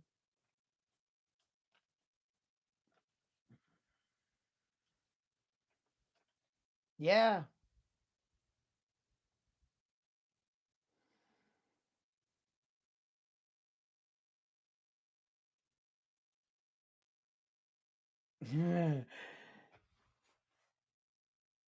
You know, I said that. He steps one, and I mean 1 foot in the 130-pound weight division, and people are gonna turn around. Eyes gonna go oosh, from the 140 all the way up that high, 10 pounds.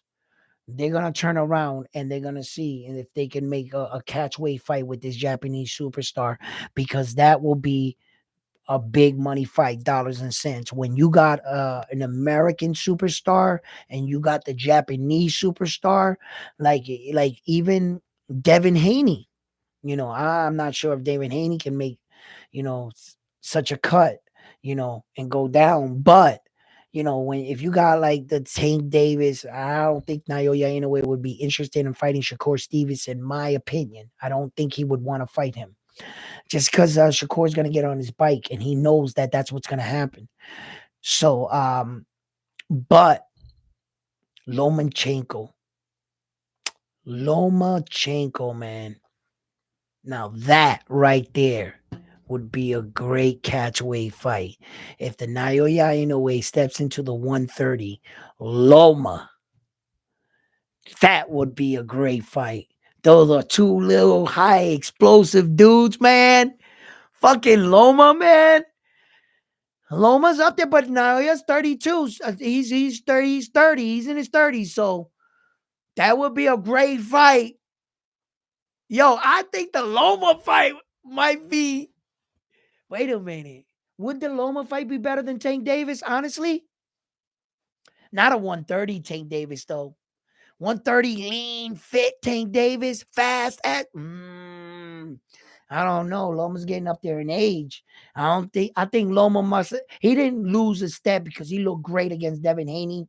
I was about to say some shit because I retract that when he put on that performance against Devin Haney. That was a pretty good showing up from Loma. He fared well.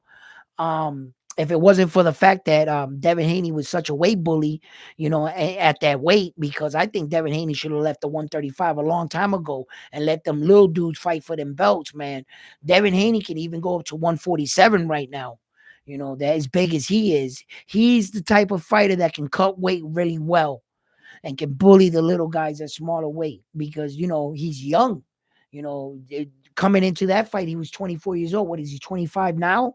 So for God's sake, he was a baby, man, and fucking he had the ability to cut weight like that. So, and he was just beating the much smaller fighters. But he has skill. Devin Haney has skill too. On top of that, you could be a weight bully. It doesn't mean that's going to win you the fight. You better be able to know how to fight against a man like Vasil High Tech Lomachenko, because although he had a lot of help in the sport, you can't take the fight away from the fact that the man can fight. That man can fight. He can fucking box. So that fight with the Japanese superstar, Tank Davis would be a good fight right there.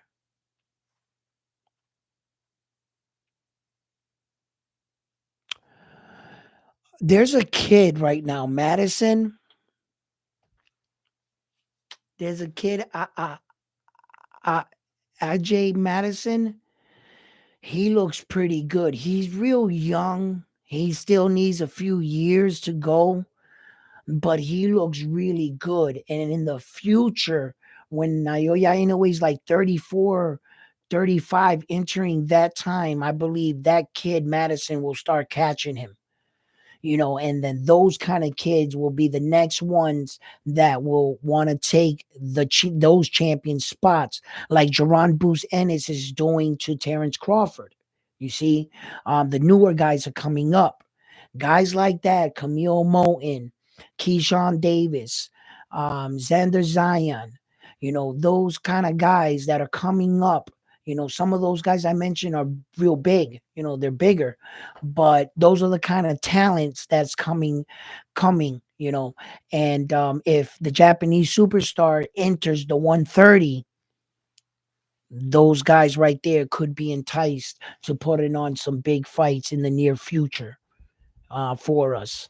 Um, because right now at 130, if we jump up one weight division from the 126, who do we have in the 130? That's exciting, big name, big money fight. Can't wait to see it. Not just a regular champion, his name, but somebody that can really, really, really oppose a threat, an exciting fight, and that we really believe has a chance of stopping this Japanese superstar. Anybody? Anybody? Give me a name. Give me a name. Somebody, give me a name. Ryan and Tio, they're too big. Yeah, Ryan and Tio were weight bullies. Yeah, yeah, of course they were. You know that. Bro, you used to see the whiff in their shoulders. They were like that, bro. Them dudes can cut some weight, man. You know, Ismail boxing. What's up? Facts. Devin is more suited for the 147. Yeah, he is. You know it.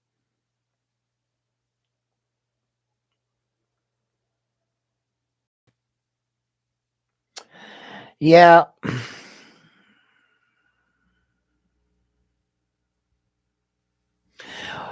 Beating a fighter like um Lomachenko would be a good name on your resume. That would be a good one because he's a multiple division world champion. You see, he's a better world champion than Tate Davis is. So technically, if you beat Loma versus Tank Davis, he has the more better credentials. So by beating Loma, it would on paper, it would actually not by money fight. It's not by dollars and cents. We're not talking about that. We're talking about the fighter and what Loma has a better resume than Tate Davis. He might not make more money than him, but he has a better resume. And if we're looking at it in that aspect, as for beating a more dominant champion and having that kind of name on your record, it would be more favorable to fight Loma versus Tank. Yes. Yes.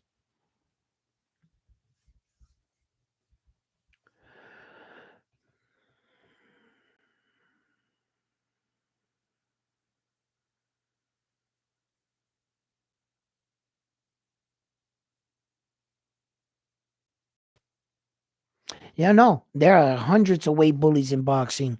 He is by far not the first, nor will he be the last. That's all there is in boxing. The only place where technically you can't really be a weight bully is the heavyweight. And then as soon as those words came out of my mouth, I think of the fight coming down tomorrow with all the heavyweight cards with Anthony Joshua, Dante Wilder, Parker. Let me tell you something right now. Uh Homeboy is the guy that's fighting the brick guy, Dubois, right? He's 315 pounds on fight night. Did they weighed him in, what was it, today? Yeah, the weigh-in was today. He weighed in at 315 pounds. Dubois was 138. 238. Did I say 138? Jesus Christ. He would kill him, right? No, Dubois, oh my God.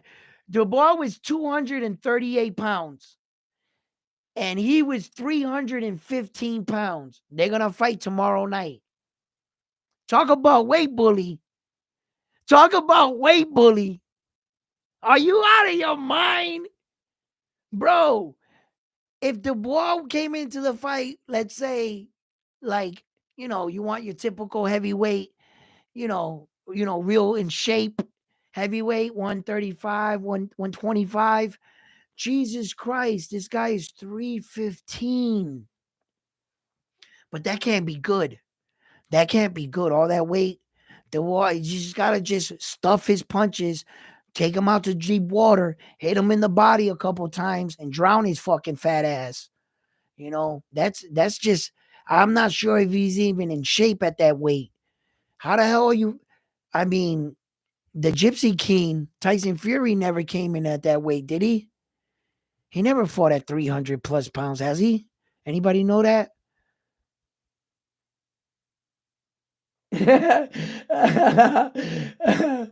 Yo, yeah. Yo, that Uzi body shot, I don't want to bring that up, but Dubois might have won that fight. Don't sleep on Lopez.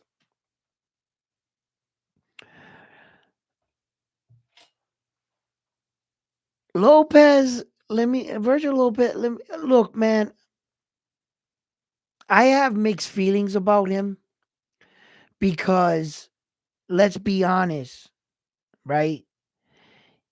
He's been the WBC mandatory for over almost 3 years and never filed the paperwork.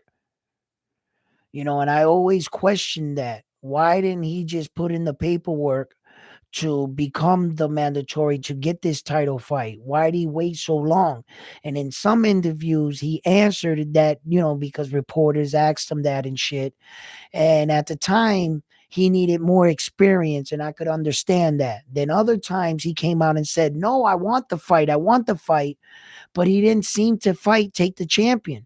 So when I looked at that situation, I was like, well, is he avoiding the style because it could be a problem style, or is it what's really going on? We got a donation here, $10. Round one. Thank you for your donation, $10 donation. We're gonna give you a round one bell ring. That's what we get. What's up, my man? And he says, I can see Shakur Stevenson getting abused by Naoya in one day, like Cotto versus Pacquiao. There's a problem with that. Shakur Stevenson would get abused by him if he would actually stand there and fight him.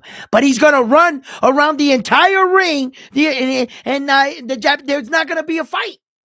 As soon as he hits him one time with that power, Shakur Stevenson's going to get on his bike and take off, because we've already seen when he fought against Edwin, the Dominican fighter, had Edwin just did a little bit more of pressure, he wins that fight. He would be waking up the WBC champion right now because of that fucking performance that Shakur Stevenson pulled. He looked shell-shocked. He looked like the type of fighter that has all the skills in the world, and the minute you show you're not scared of him and you fucking punch him with some shit, it looks like he fell back and started retreating. Until he proves otherwise, he's on fucking probation. Shakur Stevenson and his fighting skills. They're all suspect right now. Because he's getting praises from some of the top fighters in the world. Terrence Crawford, Floyd Mayweather, Ward. And if you got people like that talking you up, damn it, if you got to back it up now, you're going to have to. So he's on probation for me until he comes out with a stellar performance. Look, it really doesn't have to be a knockout. It's not like I'm sitting here saying, no, it has to be a knockout or nothing. No, Shakur Stevenson can go out there and brutalize a motherfucker for 12 rounds, make him look like this, right? He just had a tough jaw, didn't knock him out, but clearly beat the shit like Devin Haney did to Regis Progress. If Shakur does that, I'm cool with that. But it has to be dominant. Just has to be dominant. You can't be considered one of the top 4 horsemen in the 135, now the WBC champion, revered and talked about some of the greats as of right now, and do performances like that. You can't do that, you know?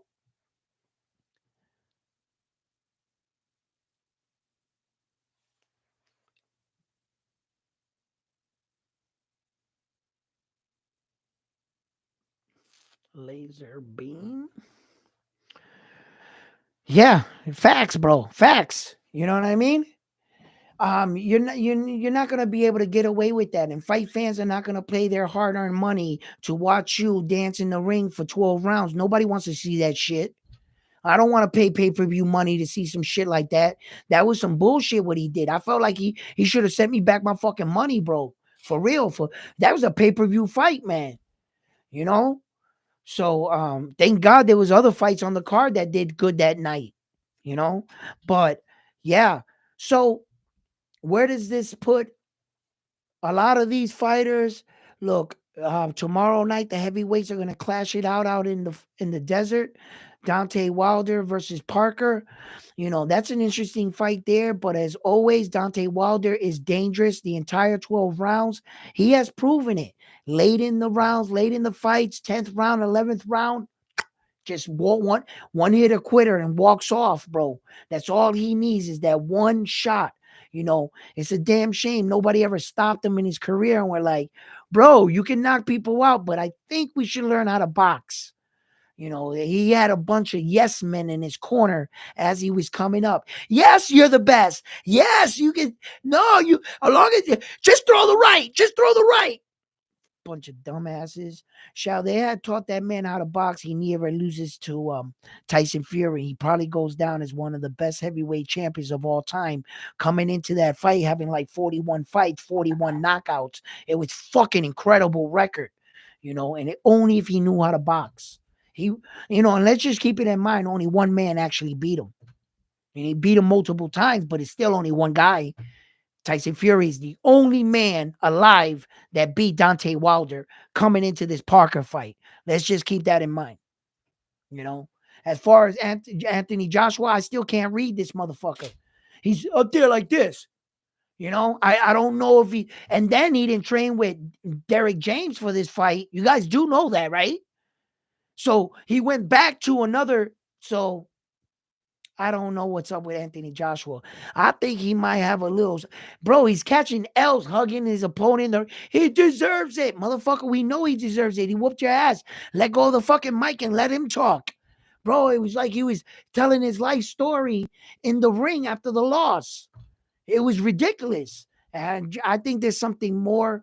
Like he needs like a sports therapist or something, Anthony Joshua, because he thinks too much. And when you got a fighter that's thinking that much, he's concerned about what everybody else is worried making.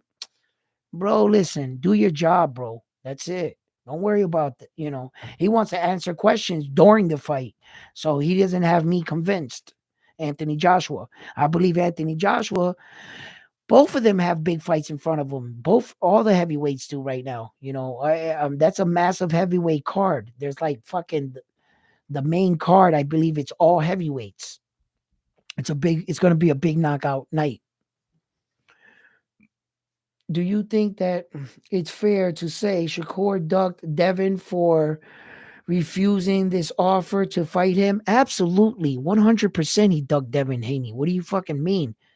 You don't offer a guy, right, 30 fucking percent of the purse, which you're just getting 30% because of your fucking name. Because technically, Shakur Stevenson didn't have any belts.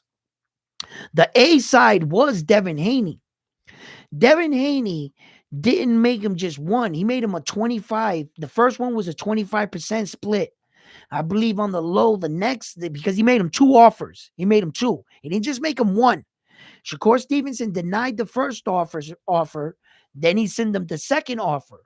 Now, I really don't know what the second offer was, but I think it was 30% because I can imagine if he said no to 25%, you don't send him the offer back to the 25% that he just said no to. So I'm pretty sure it went up. So I can imagine maybe it was like 26, 28% or some shit, somewhere right in between there. And he still said no. Listen, let me tell you something. At that point in your career, it's not about the money if you're a real champion. You mean to tell me, I don't give a fuck what you offer me for money. You mean to tell me you just gave me the opportunity to win 4 belts in one shot? I can have all 4 belts. That's not something you walk away from if you're claiming to being the baddest motherfucker on the planet. It shouldn't be about the money. It should have been about legacy. And I don't care what that fucking contract said. As soon as it said for all 4 belts, let's go. I'll fight you outside for all 4 of those belts right now. So if you're asking if did Shakur Stevenson duck him, you're fucking right, he ducked him. Because it shouldn't have been about money when it comes to the hardest things and in your sport. Unifying all 4 of them. And you mean to tell me one guy was giving me a shot of doing exactly that? My name goes down in the history books for one night, and you said what? You're fucking ducking them. You're ducking them. Floyd Mayweather took less money to fight Oscar De La Hoya. Oscar De La Hoya put him through the ringer, gave him 70-30, picked the venue, picked the gloves, picked the weight. Oscar took and Floyd just kept saying, okay, okay.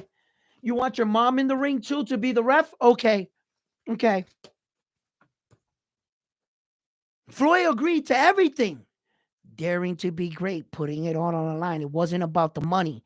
Later, when you're the champion, you have all 4 belts, then you go for the money. Every boxer knows that. He didn't say no once, but twice. And then he says, no, I don't want to fight you for your belts for that less money. He just fought for the WBC for way less money. He didn't make all that kind of money that he was going to make with 25% with Devin Haney over Edwin. And he just fought for the title for less money. Of course he ducked him. Of course he ducked him, bro. Can I get a round 1 for facts? If you guys agree with me, let me get an R1. Can I get an R1? Yo, man. Yo, let's get these likes up too. Can I get some likes up in here? We got 56 people. We got 37 likes. Can I get some likes? Let's get the clicking. I'm dropping some knowledge here. Yo, my man, round R1. That's right. Yo, it's true, man. It's just facts, baby. He did duck Devin Haney. And that was cool of Devin Haney of getting rid of that headache and releasing those titles just before he went into the match with Regis Progress. Because come on, truth be told, Devin Haney ain't gonna make 135 no more. He gonna look like a crackhead. His body's getting too big. He can no longer fight it. He's 25 years old. He came in fighting at that weight. He was way past his overdue. The only reason why Devin Haney stood in the 135, to be honest with you, is because he was given that opportunity where, in fact, Devin Haney bent over backwards for Camboza, another point that Shakur Stevenson could have did, which solidifies my point that I just made. Devin Haney, George Camboza got $10 million reported. They gave Devin Haney $2.3 million to fight him the first time. And he had to sign a 3-fight deal with Top Rank and Bob Arum in order to get the first crack at all 4 of those belts. Look at everything that Devin Haney had to sacrifice. And this motherfucker, Shakur Stevenson, is being revered as one of the best boxers in all of the world right now in our present time. And he denied 25% for a crack at all 4 belts. He didn't have to sign 3-fight deal. Devin Haney wasn't, you see what I'm saying? Devin Haney bent over backwards for a shot at those. He didn't give a fuck what the dollar amount was. He was like, you 4 belts, George Camboza? Whatever he wants. What? You don't want my dad there? You're going to take his visa away? You see how they try to take his dad away? I'll still fight him. He didn't give 2 shits, Devin Haney. That's a fucking champion right there, bro. That's a man daring to be great. And not only did he beat him once, he beat him twice. You know,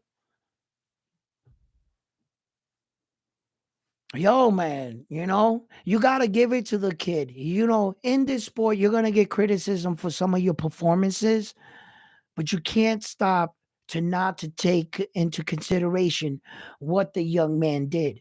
24 years old. He's got all the gold. Devin Tank Davis don't got all the gold, right? Might got all that, but he ain't got this. And this is what we do it for. This is what we bleed for, right here. He ain't got that. Ryan Garcia ain't got this, huh? Huh? You know what I'm saying?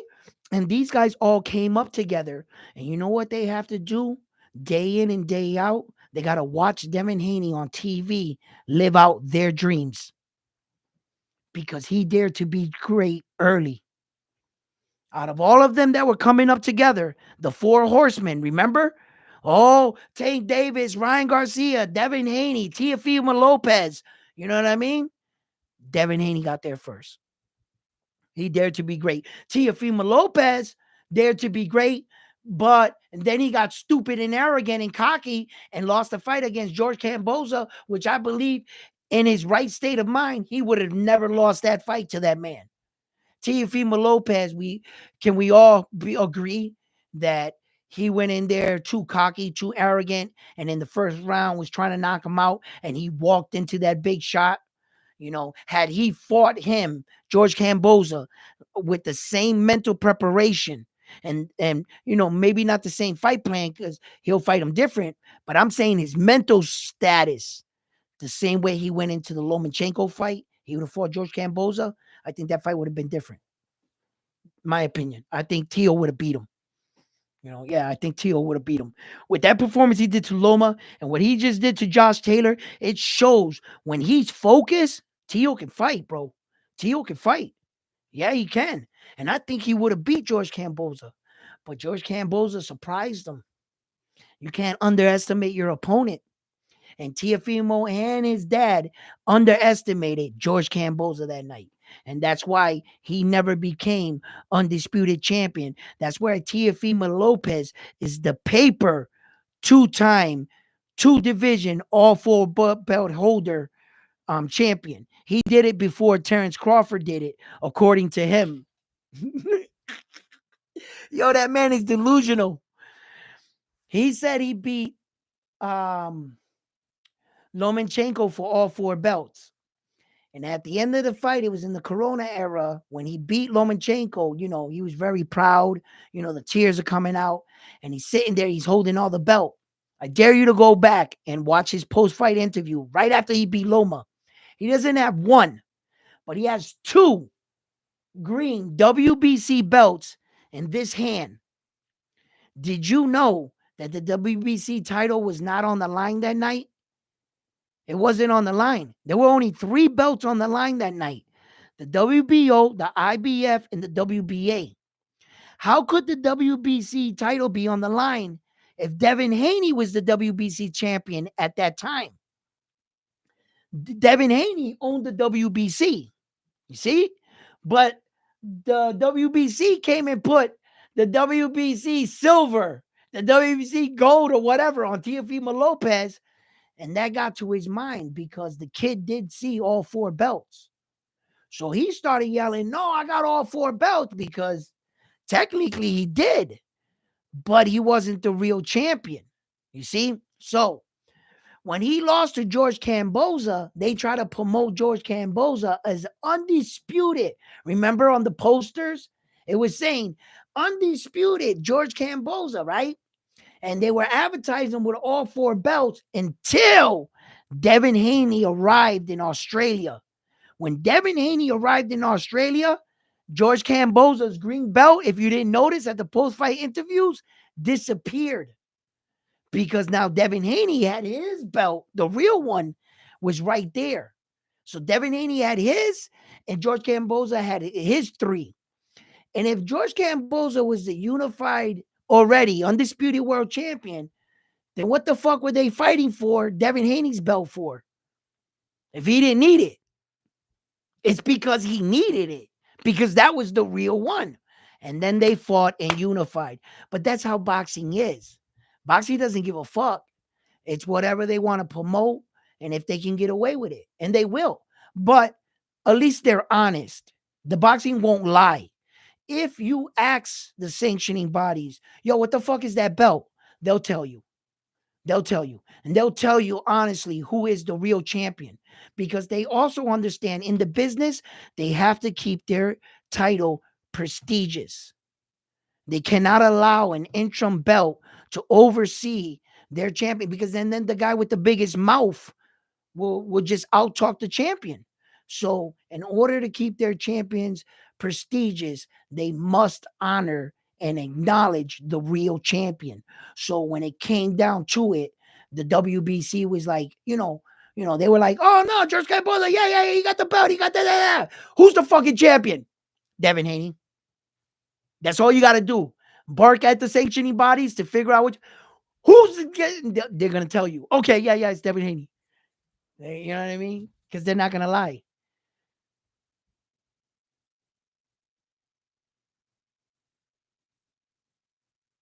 What?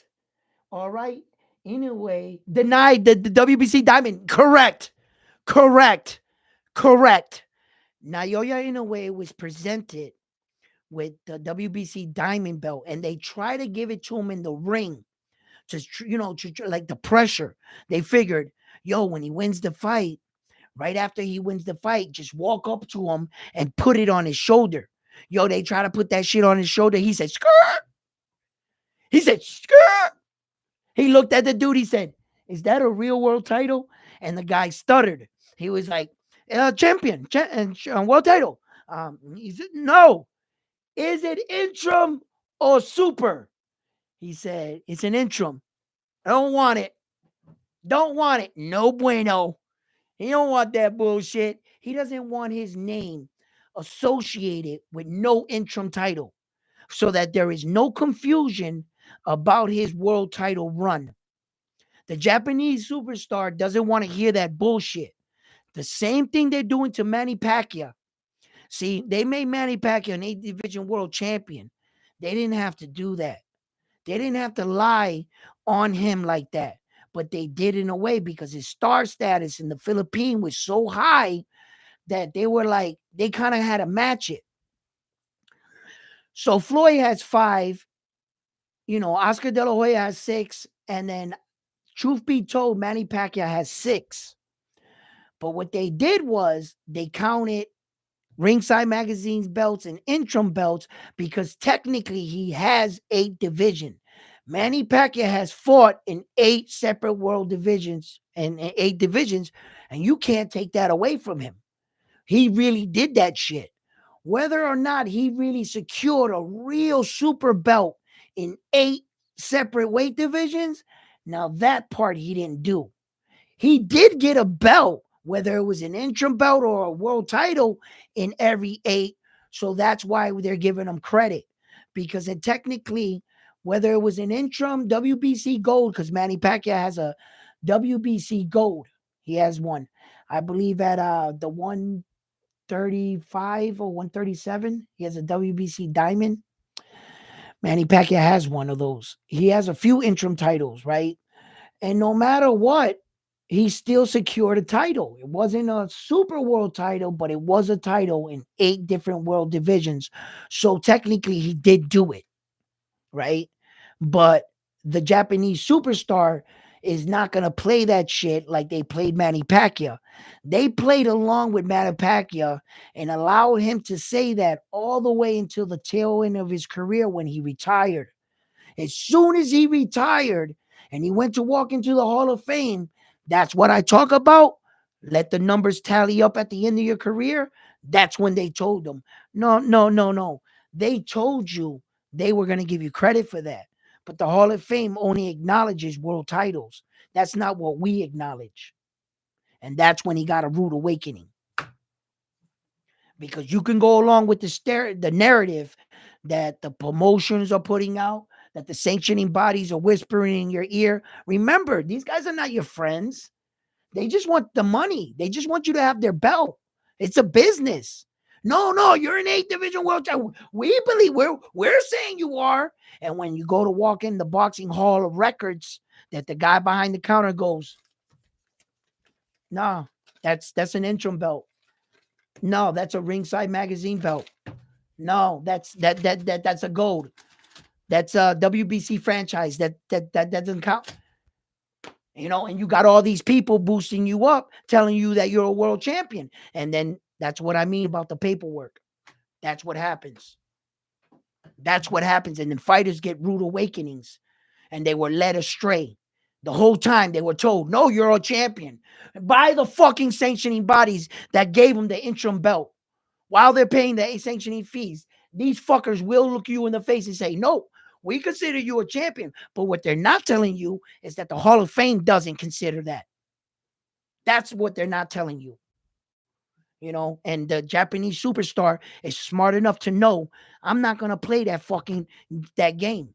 I don't want no interim belt, and I will not attach myself to it, because interim belts sometimes are prisons. Okay, let's just remember that. When is the last time you have ever seen the WBA regular fight the WBA super? Go. In any belt. I'll wait.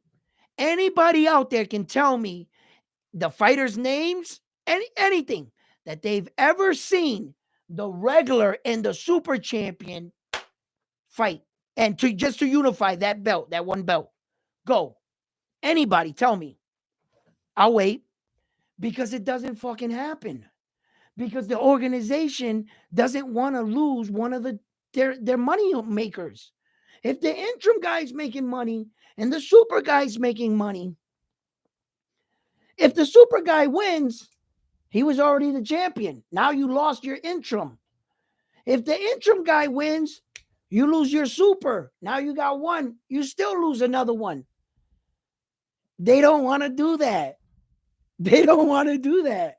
They tell you, yes, take our belt. Yeah, it's all good. But you got to be careful with shit like that. The Japanese superstar, I credit and I honor him for staying the course, for only choosing to fight for the super titles. That's it. That is honorable. He's not taking a lesser route. He's not saying yes to everything. He knows where he wants to go, what kind of champion he wants to be. That is important. And there has to be a point in your career. Not all fighters get to this point where they have a voice now and they can say where they want to go in their trajectory. You have to be a pretty big champion in order for that, because usually the sanctioning bodies are going to say, no, we want you to fight this guy or this guy right here. When you become a champion like that, the sanctioning bodies kind of ask you, hey, who do you want to fight? Who do this guy got money, and they work with you, so once you get in a position like that, not to shy away and to cherry pick. No, the Japanese superstar waited until he was in a position where his voice was being heard, and now it was his decision. And you know what he said? I want champion. They said, no, you can take less fight. This is exactly what I want. Champion.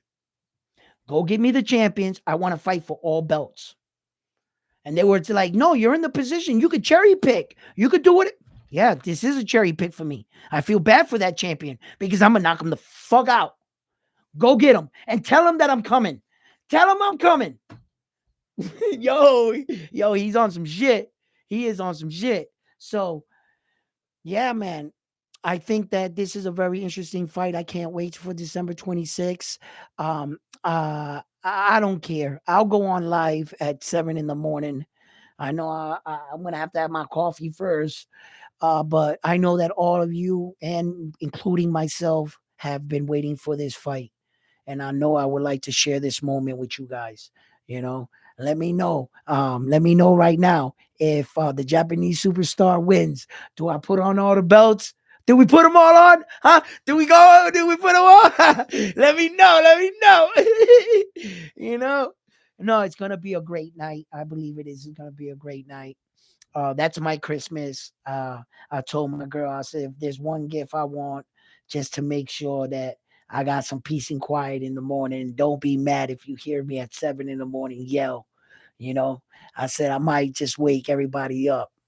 So I was like, yo, you know. But hey, if you guys got any more comments or you guys got anything more, let me read up on some of these right here. Oh, what's up, Hurt? What's up? I ain't seen you in a minute. Michael, what's up? Bro, if I could pronounce this name right here, I would send you a shout out, but I'm just gonna call you N. My screen is twisted. I can't figure it out. It seems like you're trying to say like Francis Ngannou's name, but but it's NY. I think that's UNIX. I can't see it. It's like this. But for most part, I can figure it out. I'll be reading the names. Larry, what's up? Al, what's up?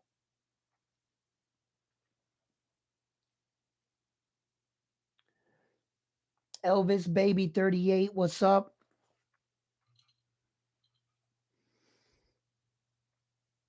Let's read a couple of these messages.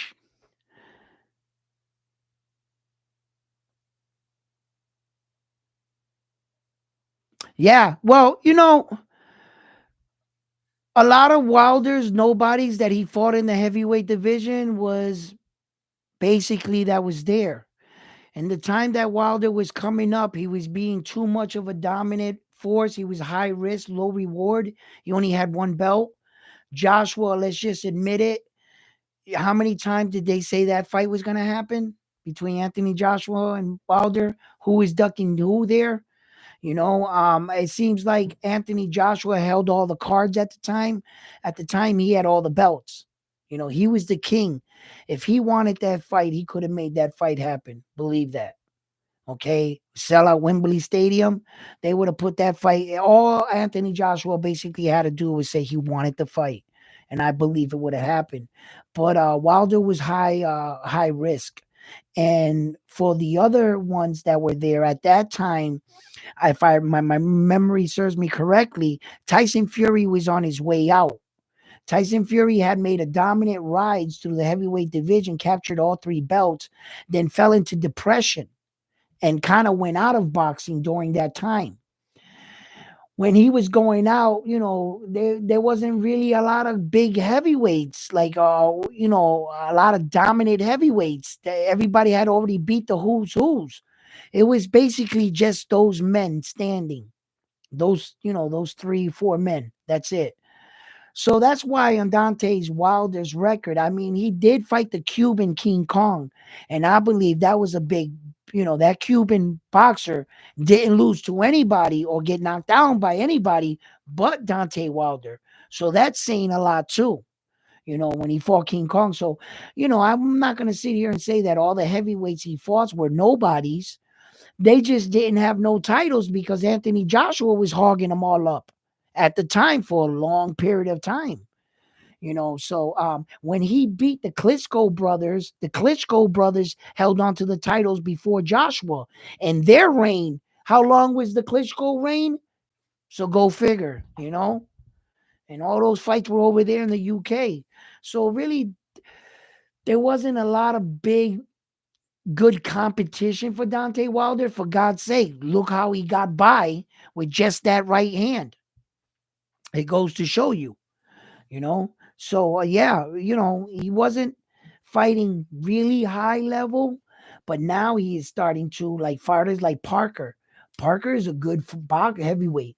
He's pretty skilled. He's got a good jab. He's got good footwork for a man his size. Parker, he looks okay, So let's see what happens. And Parker just gonna have to evade him, for the rest of the night, really.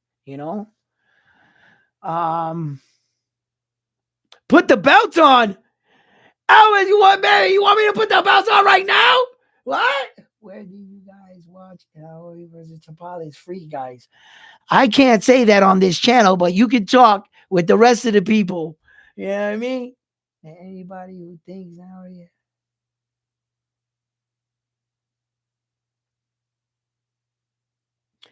Yeah, it has nothing to do with skin color. You know what I'm saying? A fighter's a fighter. That was really foolish.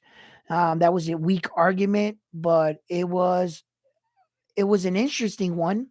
It got viewers to tune in, more people to buy the fight, more people to say, maybe that's possible.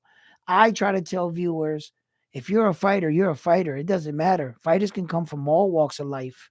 That's bullshit right there. I saw through that in 10 seconds. I knew that that was a marketing ploy, that they were just pushing that. Because I'm going to tell you right now, it would be ridiculous to think that the Japanese superstar has black guys, trainers in his corner, but he's never sparred a black dude. He's went down to Freddie Roach's gym to work on his defense, but he never sparred against a black dude. I found that very hard to believe. And I was trying to tell a lot of people, if you go with that narrative, well, those people that went with that narrative, look what's happened to Stephen Kubo Fulton. You know what I'm saying? Hold up. Hold up.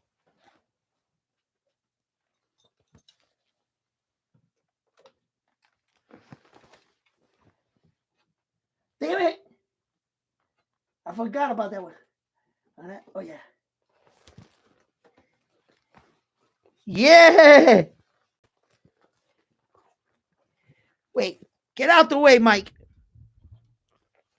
That's what he's going to look like this, baby. Naoya, inoue! Thank you. I just knocked out the Taples. Since he can't speak English, I'll do it for you. I just knocked out the Taples. I'm the best fighter in the world, power fighter in the world. They gotta give it to me. Now, who you want to fight next? I don't care whoever I fight, whoever they get, I'm gonna beat them. Oh! Yo,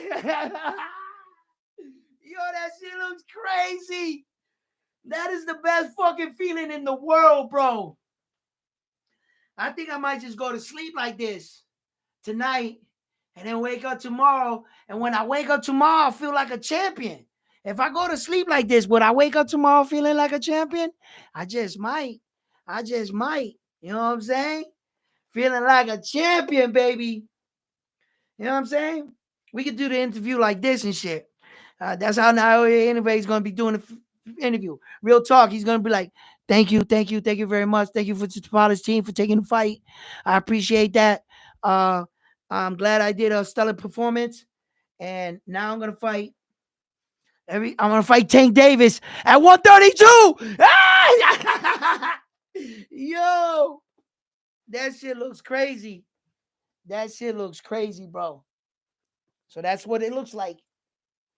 It looks great, doesn't it? That shit's awesome, bro. That shit is beautiful.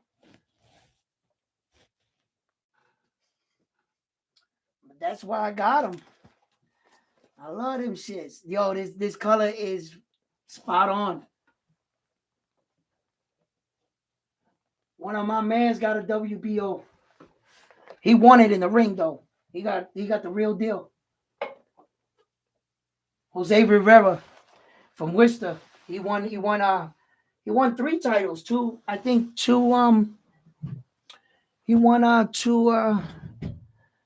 two interim titles and then one real title, I think it was. Yeah, my man. I grew up with him and shit.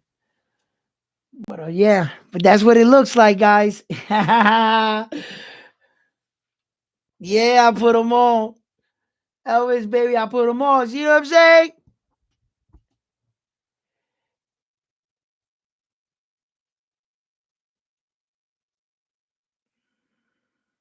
Yeah, they really played Pacquiao. All right. I'm sorry.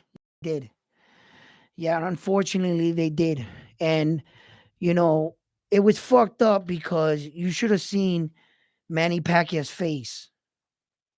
You know, I can remember he had that blue suit on. He had like a tie with like these stripes on it. And they were giving him some award, I remember. And the guy called him out on it. And he was just standing there like, and he repeated, Manny Pacquiao repeated, and he said, no, I'm A division. They were like, no, you're not. And like the look on his face, like I fucking felt bad for Manny Pacquiao. Like I was like, what the fuck, right? But Manny Pacquiao stood with the same narrative. He just kept pushing that he was and shit. But the facts were the facts. You know what I'm saying? I made a video on it. If you go to my channel all the way down, I made a video on it, and I put up all his belts, the charts, all his accolades, all the interim belts. It's all at the very bottom of my list, and I got it all up. And unfortunately, that's what they do to fighters. And it's not Manny Pacquiao's fault. This is not his fault at all. Manny Pacquiao was told this by these fuckers. Okay. And, if you don't know the rules, and then being the fact that you got an interim title and you're paying champion fees to that fucking interim title, you are paying exactly the same amount of money for an interim belt for a world title. It's just not the same thing. But it's fucked up though. You figure if you're paying championship fees to an interim belt, then you're the fucking champion, right? I would think so. That's what they told Manny Pacquiao, and that's what Manny Pacquiao was led to believe. And they didn't care whose feelings they hurt at the end of his career. They didn't care. They didn't stop to think about that. These guys are just like, oh, money, money, money. Give him another bullshit ass title. Say it's for a title fight, and so forth and so forth. And then the fighter, at the end, whether he went along with it, whether he knew this to be true, his coach Freddie Roach, he knows all the rules in boxing. He knows more about boxing. He forgot more about boxing than I probably know. Freddie Roach. He should have been able to tell him that. And if he loved him like a son, why didn't Freddie Roach explain exactly that to Manny Pacquiao? I think Manny Pacquiao knew it. He might have went, or maybe he didn't give a fuck. Maybe he was too busy with all the fame that he didn't stop to think or to really think it out. I don't know. I'm not Manny Pacquiao, but I know what the truth is. And I know that there's no way around it. I know what that is. And I know you just can't mysteriously make up 2 more titles for him. He just doesn't have them. And 2 more weight divisions. They're not there. So. But he does have the most. He has 6. He still beat Floyd Mayweather. Floyd Mayweather only has 5. Manny Pacquiao has 6. He still beats the great Floyd Mayweather. And these fuckers weren't contained with that. With just the truth, he still is the greatest fighter. Manny Pacquiao. He's got 6. With the truth alone, he still beats everybody. Just with the real truth, he is still the greatest. He just doesn't have 8. You know what I'm saying? He still beats all of them with the truth. So I guess they figured the truth is he still has everybody beat. If we just add something to it, what harm could that do? He's still the best. It's not like in the argument would say, oh, we'll take away the 2 and it affects him so much that he goes beneath the other legends. No.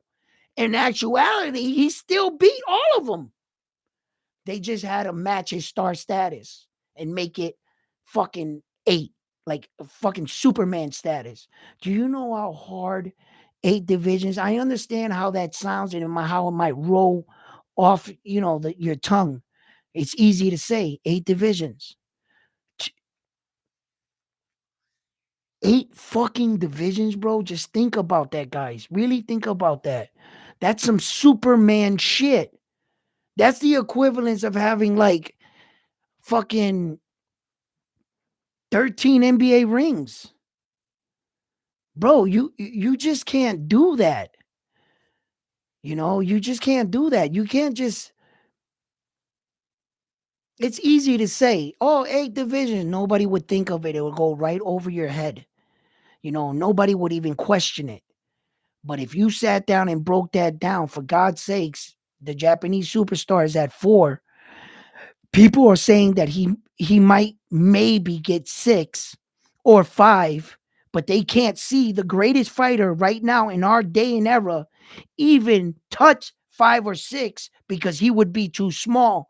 But this guy is fucking Superman. He did 8. It sounded crazy when I first heard it as a boxer. As a fan, nobody would even thought to think about it. they'd have been like, hey, yeah, that's fucking great. But the odds of doing that, there's no man in fucking history to ever do some stupid shit like that. Nobody. He was like the only Superman in all of boxing. It was like truly remarkable. That's fucking ridiculous, bro. These fucking boxing people, they piss me off with these storylines sometimes, and they don't even gotta do it because he was the best. It's fucking crazy. He is the fucking best. He does have 6, technically. You can't even take that away from him. Fucking people, bro. Anyway, but the Japanese superstar stands to do this one and probably go up possibly 3. Do you guys think that he can possibly get 3? So in real, he's really a 6 division or 7 division world champion. No, he is a 6, no 7. He's a 6, just a 6. He's a 6-time division world champion, Manny Pacquiao. I looked it up myself. I counted all the super belts he has. I made a chart about it. He has 6 divisions officially. You cannot take that away from him. The other 2 belts, it goes 6, 7, 8. They only see it wasn't to in their heads. They were like, that's only 2 more weight divisions, 2 more belts. Just say he got them. And the thing is that he technically did get a belt in those 2 other weight divisions. He did fight in 8 weight divisions. He did. You're not going to be able to take that away from him. He just did not secure a super title in the 8th, the 7th, and 8th. What he secured in the 7th and 8th was a ringside magazine and an interim belt. And if you want you can count the lineal. He secured at 126 pounds, he secured the lineal title. So either way, if you're counting the ringside magazine or the lineal, that's what they're counting. If you're not counting the ringside magazine and the lineal, he does have an interim championship in this one. So you could either count his interim belt, the lineal belt, or the ringside belt. And those are the last 2 weight divisions he has. He has no more belts in these 2. No more. There's not like any fake mysterious belts anywhere on his record. You look up the weight, there's just the ring magazine and an interim and the lineal. And you're like, how the hell did he get 8? They got to be counting those. That's the only way they can do it. So, and then this is what happens with this. If you do it for Manny Pacquiao, then you have to do it for every other boxer in the world. If you count his ringside magazine belt, that would open up the floodgates for everybody else's record. That's why you can't do that. You would have to call everybody 5 division world champions, 6, 7, because if you show favoritism for Manny Pacquiao and you count the interim and you say, fuck it, he wanted it there, that would every other boxer in the world that has interim belts and only one ringside magazine belt would come up and say, no, then you would have to give me credit for mines.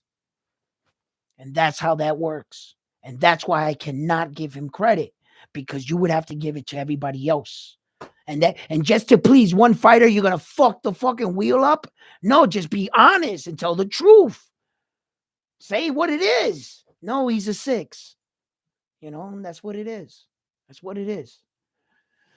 These fucking people, bro. Sanctioning bodies just for $1, bro. They'll lie right in your face, man. Yeah, you're a champion. Yeah, sign right here. Yeah, fucking fuckers.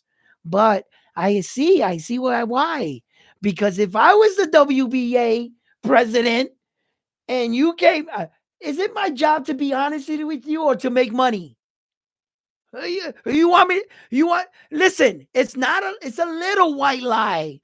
You are a champion. You're just an interim. You know, I gotta make money, bro. I got quotas to make. I'm running a business here. So, and as their aspect, they're just doing their jobs. For the fighters aspect, at the end of their career, this is the kind of shit that happens. You know? And then you got guys walking around and then other legends walking up to you secretly, putting your arm around. Hey, Manny, they fucking lied to you. And he's like, what? What? He feels kind of stupid, you know? Take your kid, buy a ticket in the Hall of Fame, walk in. Hey, let's go see Manny, 8th Division World Champion. 6? What the? Dad, I thought you said these mother. That's what's going to happen. I may be wrong, but I think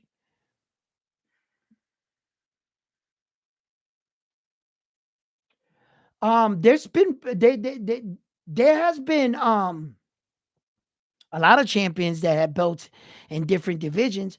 Floyd Mayweather held titles in 5 separate weight divisions: 130, 135, 140, 147, and 154. Were all the 5 weight divisions Mayweather fought and had real world titles in. Those 5 weight divisions. Manny Pacquiao, he started lighter than Mayweather, way lighter. Mayweather started his career at 130. Manny Pacquiao, I believe, fucking started his career like, I think it like 112, 115, somewhere around there, just before the lightest one, like 108. He didn't start like Naoya Inoue at 108. Naoya Inoue started at the lowest weight division possible, and he started coming up this way. Manny Pacquiao, I got to look it back up. I believe it was 112. He started his career at 112. And then from 112, he ended up at 154. But I don't think he got a belt at 154. I'm not sure. Keith Thurman, he fought Keith Thurman. He had a title when he came into that fight with Keith Thurman. It was a WBA. Was it a WBA, interim or super? I can't remember everybody's freaking title fight right off the top of my head. But I would have to look that up. But trust me when I tell you, I looked this up. I looked this up and I know this to be 100% fact. Like 100%. You can go to Boxing Records right now. You could look it up. It's not going to lie. It tells you right there. It says the word interim by every belt. They do not lie. You know, they won't in the Boxing Records. They'll tell you. It'll say it right there. It'll have an asterisk. It'll tells you the knockout, the date, the time, everything he did. His record is on their full display for the world to see. You look at it. And then when you see it, you start to look at it and you start to go, wait a minute. But. And then if he's my favorite fighter, I don't give a fuck. If you tell me, did he fight in 8 divisions? Yeah. Then he got 8 belts? Yeah. It's a ringside in the intro? Yeah. Well, then he's a fucking 8 division world champion. No sooner those words come out of your mouth, you got to do the same thing for every other boxer. You're going to have to change all the records and all of the history books in order to agree to accept his. You rather accept a lie than face the truth? And even if you face the truth, guess what the truth is? He's still the fucking best. Manny Pacquiao. He's still got the most weight divisions. So, you know what I mean? It's fucking crazy. Like, you're like, wait a minute. You can fight the lie if you want to, but the truth is perfectly okay. He's got 6. Who's beating him? Who's beating him at 6? I'll wait. Give me a name. That's not in the 1930s or 20s. It's got to be at least 1970s and up. You know, you gotta, you know, I'm tired of everybody going, this guy got 125 fights. Yo, that's not a fucking good argument, bro. That was a different time, different equipment, different fighting things. There was a lot. You know what I'm saying? You know, you gotta kind of like, at some point, there has to be from certain years to certain years, we gotta judge these guys. Because I can't keep saying that Sugar Ray Robinson fought 130 something fights or whatever, right? And that he's better than the guys now. It was just a different time, different rules. They were fighting 15 rounds, and you know, you can't measure that. It's not the same. So as of right now, who's beating Manny Pacquiao with 6? Who? Who? I'll wait. Who's got 6 real world titles and 6 separate weight divisions? I don't know anybody. I don't know anybody that got that shit. No. Roy Jones don't got it. Mayweather don't got it. Oscar don't got it. Julio Cesar Chavez don't got it. Pernell Whitaker don't got it. Every great champion I could ever think of, no one's got him beat. So the truth is, he still has everybody beat. He is still the best. He still has the best weight divisions, you know. And it was just that Manny Pacquiao was in the Philippines and he was being mobbed by not hundreds, but thousands and millions of people. And he was so big. People were crying, reaching out, trying to touch him. Oh, he was revered like almost like a king. And his status was so big at one point. It was so big that, and then he kept getting knocked out. He got knocked out brutally. And right after that knockout, he still hadn't fought Floyd Mayweather yet. He got knocked out before he even got to fight Floyd. Then when he came into the fight with Floyd and lost the fight, they tried to say he was old. But a lot of people didn't even take it and notice. They were like, Manny was old, but hold up. Floyd Mayweather's older than Manny. So if you're calling Manny old, Floyd is older than him. But they didn't say that. They was just like, Manny was old. And they didn't fail to mention that Floyd was actually older than him when they came into their fight. You know, those are things they keep out. You know, but when he kept losing and he didn't win that big fight, in order to keep his star status still just that much prestigious, out of nowhere. I mean, you never heard that 8 division shit basically his entire career until the tail end of his career. And they were like, boom, 8. It just came out of nowhere, kind of. And I was like, fucking 8. And I was like, wow, that's fucking impressive. And then you started adding it up, and it kind of like, yeah, he fought in those kind of divisions, that many divisions. Yeah. Yeah, it was so, you know, but like I said, if you do it for him, you got to do it for everybody. And I couldn't do that. I couldn't get myself to agree to do it for everybody in the world and just show one fighter favoritism because he deserved it. I can't do that. I can't do that. And that's being honest and unbiased. And that's what I decided to do. Tell the truth.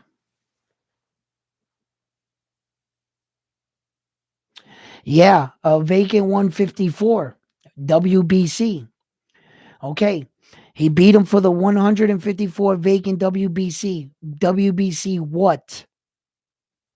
Gold. Yes. No, I was WBC Diamond. That WBC at 154 says WBC Diamond. That's not a world title. WBC Diamond is an interim belt. It's not a real world title. You can't be considered a world champion unless you beat the man that has the super. Am I in agreement with that?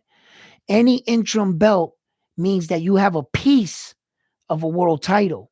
You can be called champion. In your hearts of hearts, you can be considered champion, but you are not the champion until you unify. Am I correct? Okay. The difference between a super and an interim is that the interim is what? What is an interim? If they can all be champions, then what the fuck is an interim? You might as well just call them all champion. Right? So that's why the interim belt says interim. You see? So the narrative is what they're saying is it's not the fact that he didn't win the belts in 8 divisions because he won a belt in 8 divisions. Yes, he did.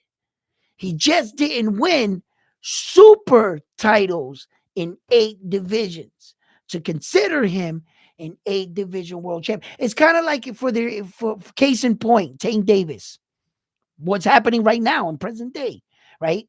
Tank Davis has 3 weight divisions. He won a belt in 130, 135 and 140. How many belts does Tank Davis have? One. How many divisions does he have? One. Wait a minute. How many belts did he win? Three. How many divisions? Three. How many divisions and how many belts is he being credited for? If he was to stop his career right now and try to walk into the Hall of Fame, what are they going to get him credit for? One. You see? Then they're not going to give Tank Davis credit for that belt at 135 or that belt at 140 that he won against Mario Barrio. They will acknowledge it. They will acknowledge, yes, you did win a 135 interim title. That's on your record. Yes, it is acknowledged.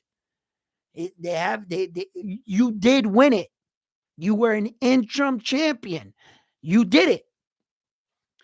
You were not the champion, though, at 135. Devin Haney is. See how that works?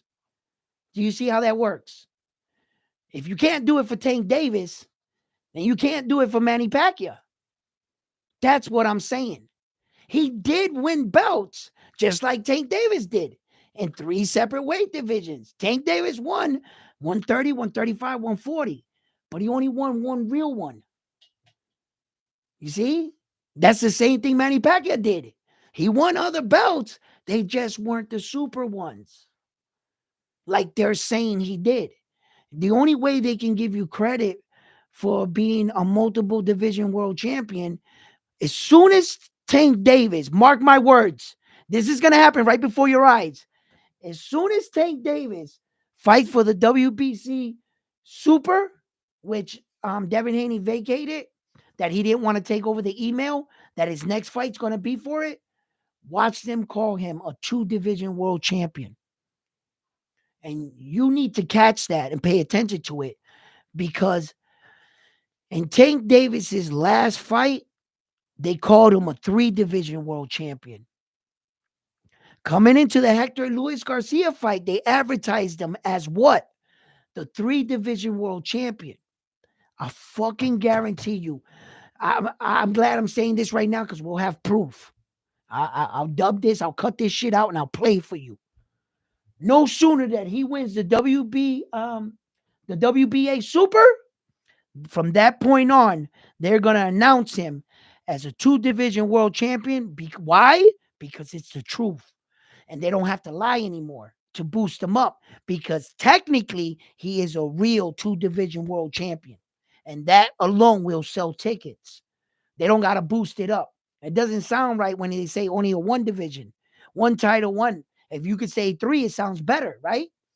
Now they don't have to lie anymore. As soon as he gets that one, he'll be a legit two-division world champion.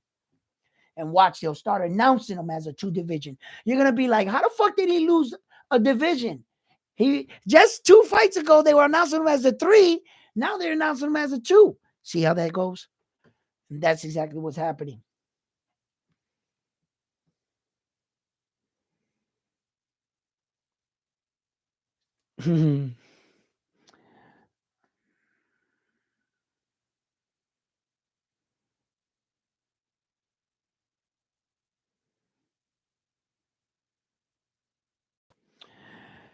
Look, I've been watching boxing probably not as long as you have, brother Elvis, at 62. Maybe I haven't been watching as long as you.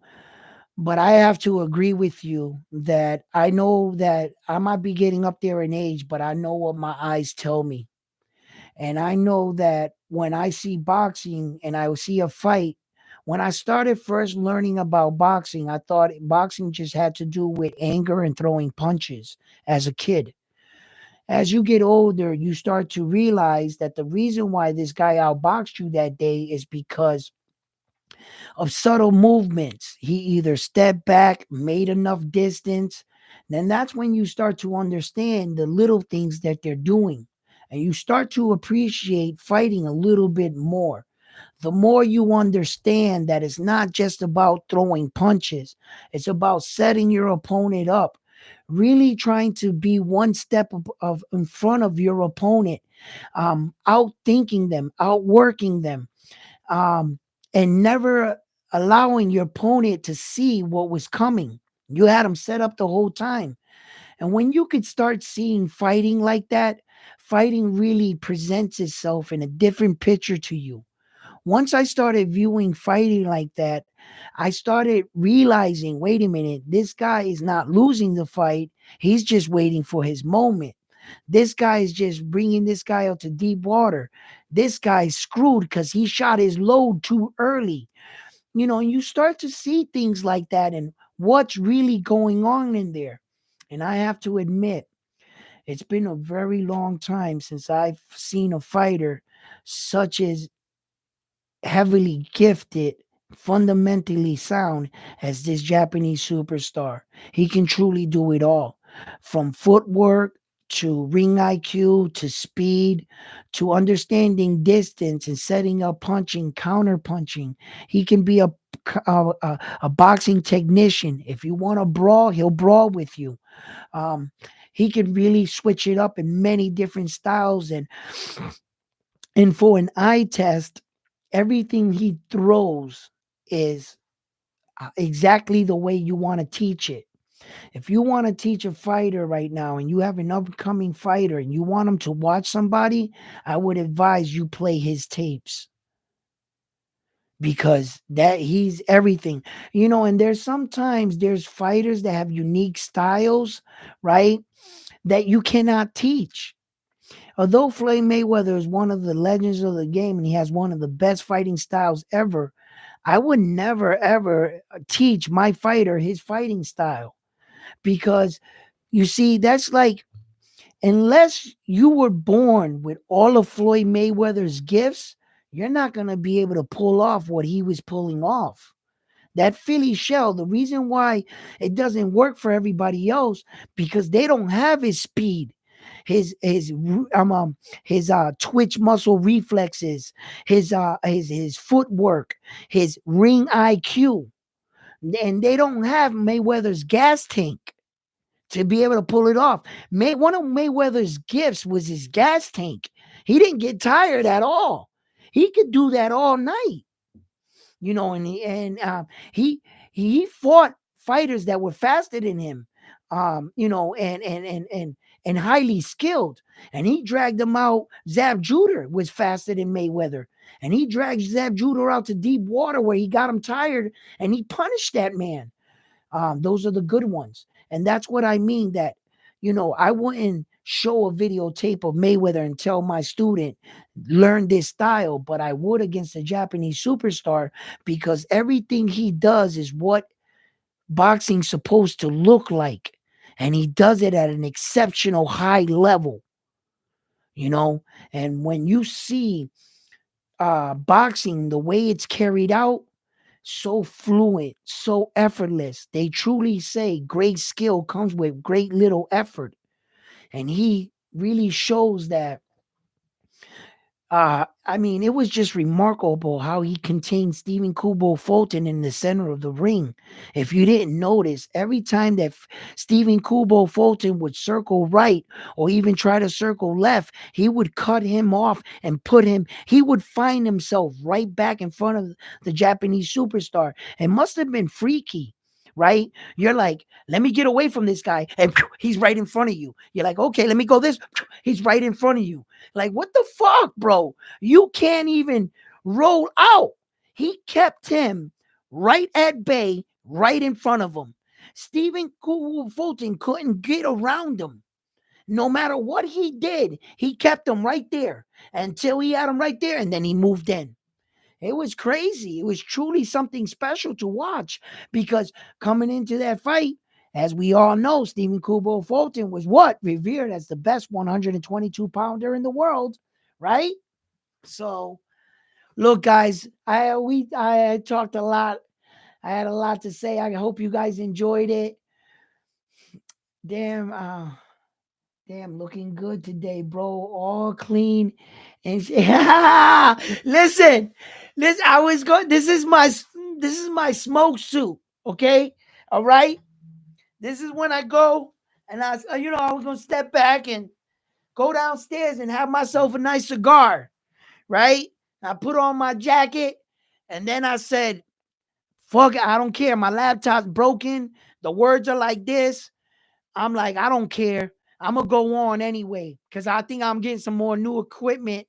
Christmas, Santa Claus might be stepping my way. Let's hope so. Okay, you know.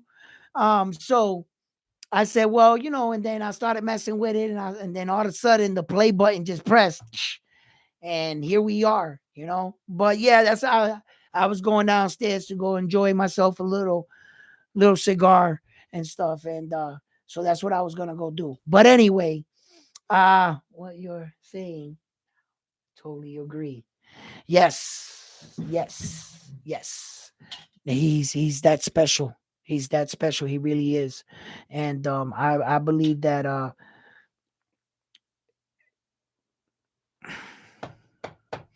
sometimes I catch myself, and I don't want to be a prisoner of the moment, and I don't want to pre-speak.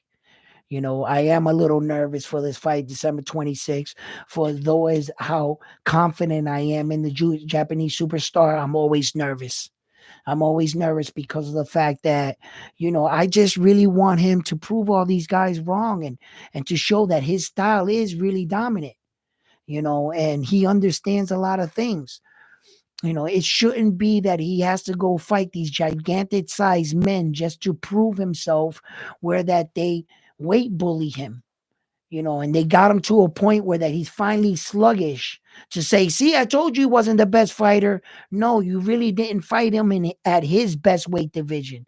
You had to freaking make him blimp him up to come up in order to get your fighter in his natural weight division to fight a much smaller guy, just to say you beat him.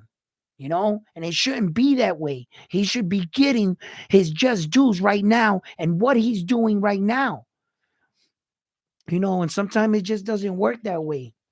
Sometimes your favorite musician dies broke, and he was better than that other guy, and this other guy went on war tours and went everywhere. Sometimes it's like that in this world. But I don't think that the Japanese superstar is going to allow any of these men to deny him. He doesn't give a fuck what they think. He's coming to take these belts, and he's coming to take over these divisions. And right after December 26th, we all going to get on and talk again. I might just put the belts on again. You know what I'm saying? So listen, I'm going to be cutting this video short. I want to go downstairs and smoke something. We've been talking for a long time.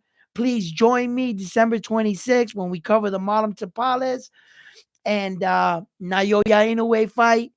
Amen, brother. Happy holidays. I hope all of you have a great Christmas, and we'll have another Christmas on December 26th. We're going to have 2 Christmases this year. You know what I mean? Yeah, baby. Smoke a good one, bro. Definitely will be here for the Naoya fight. That's right. All right. You know what I mean? December 26th. Can't wait. Listen, I'll see you guys there. I will be tuning in then. Love you guys. Peace. I'm going to go smoke. Gotta go.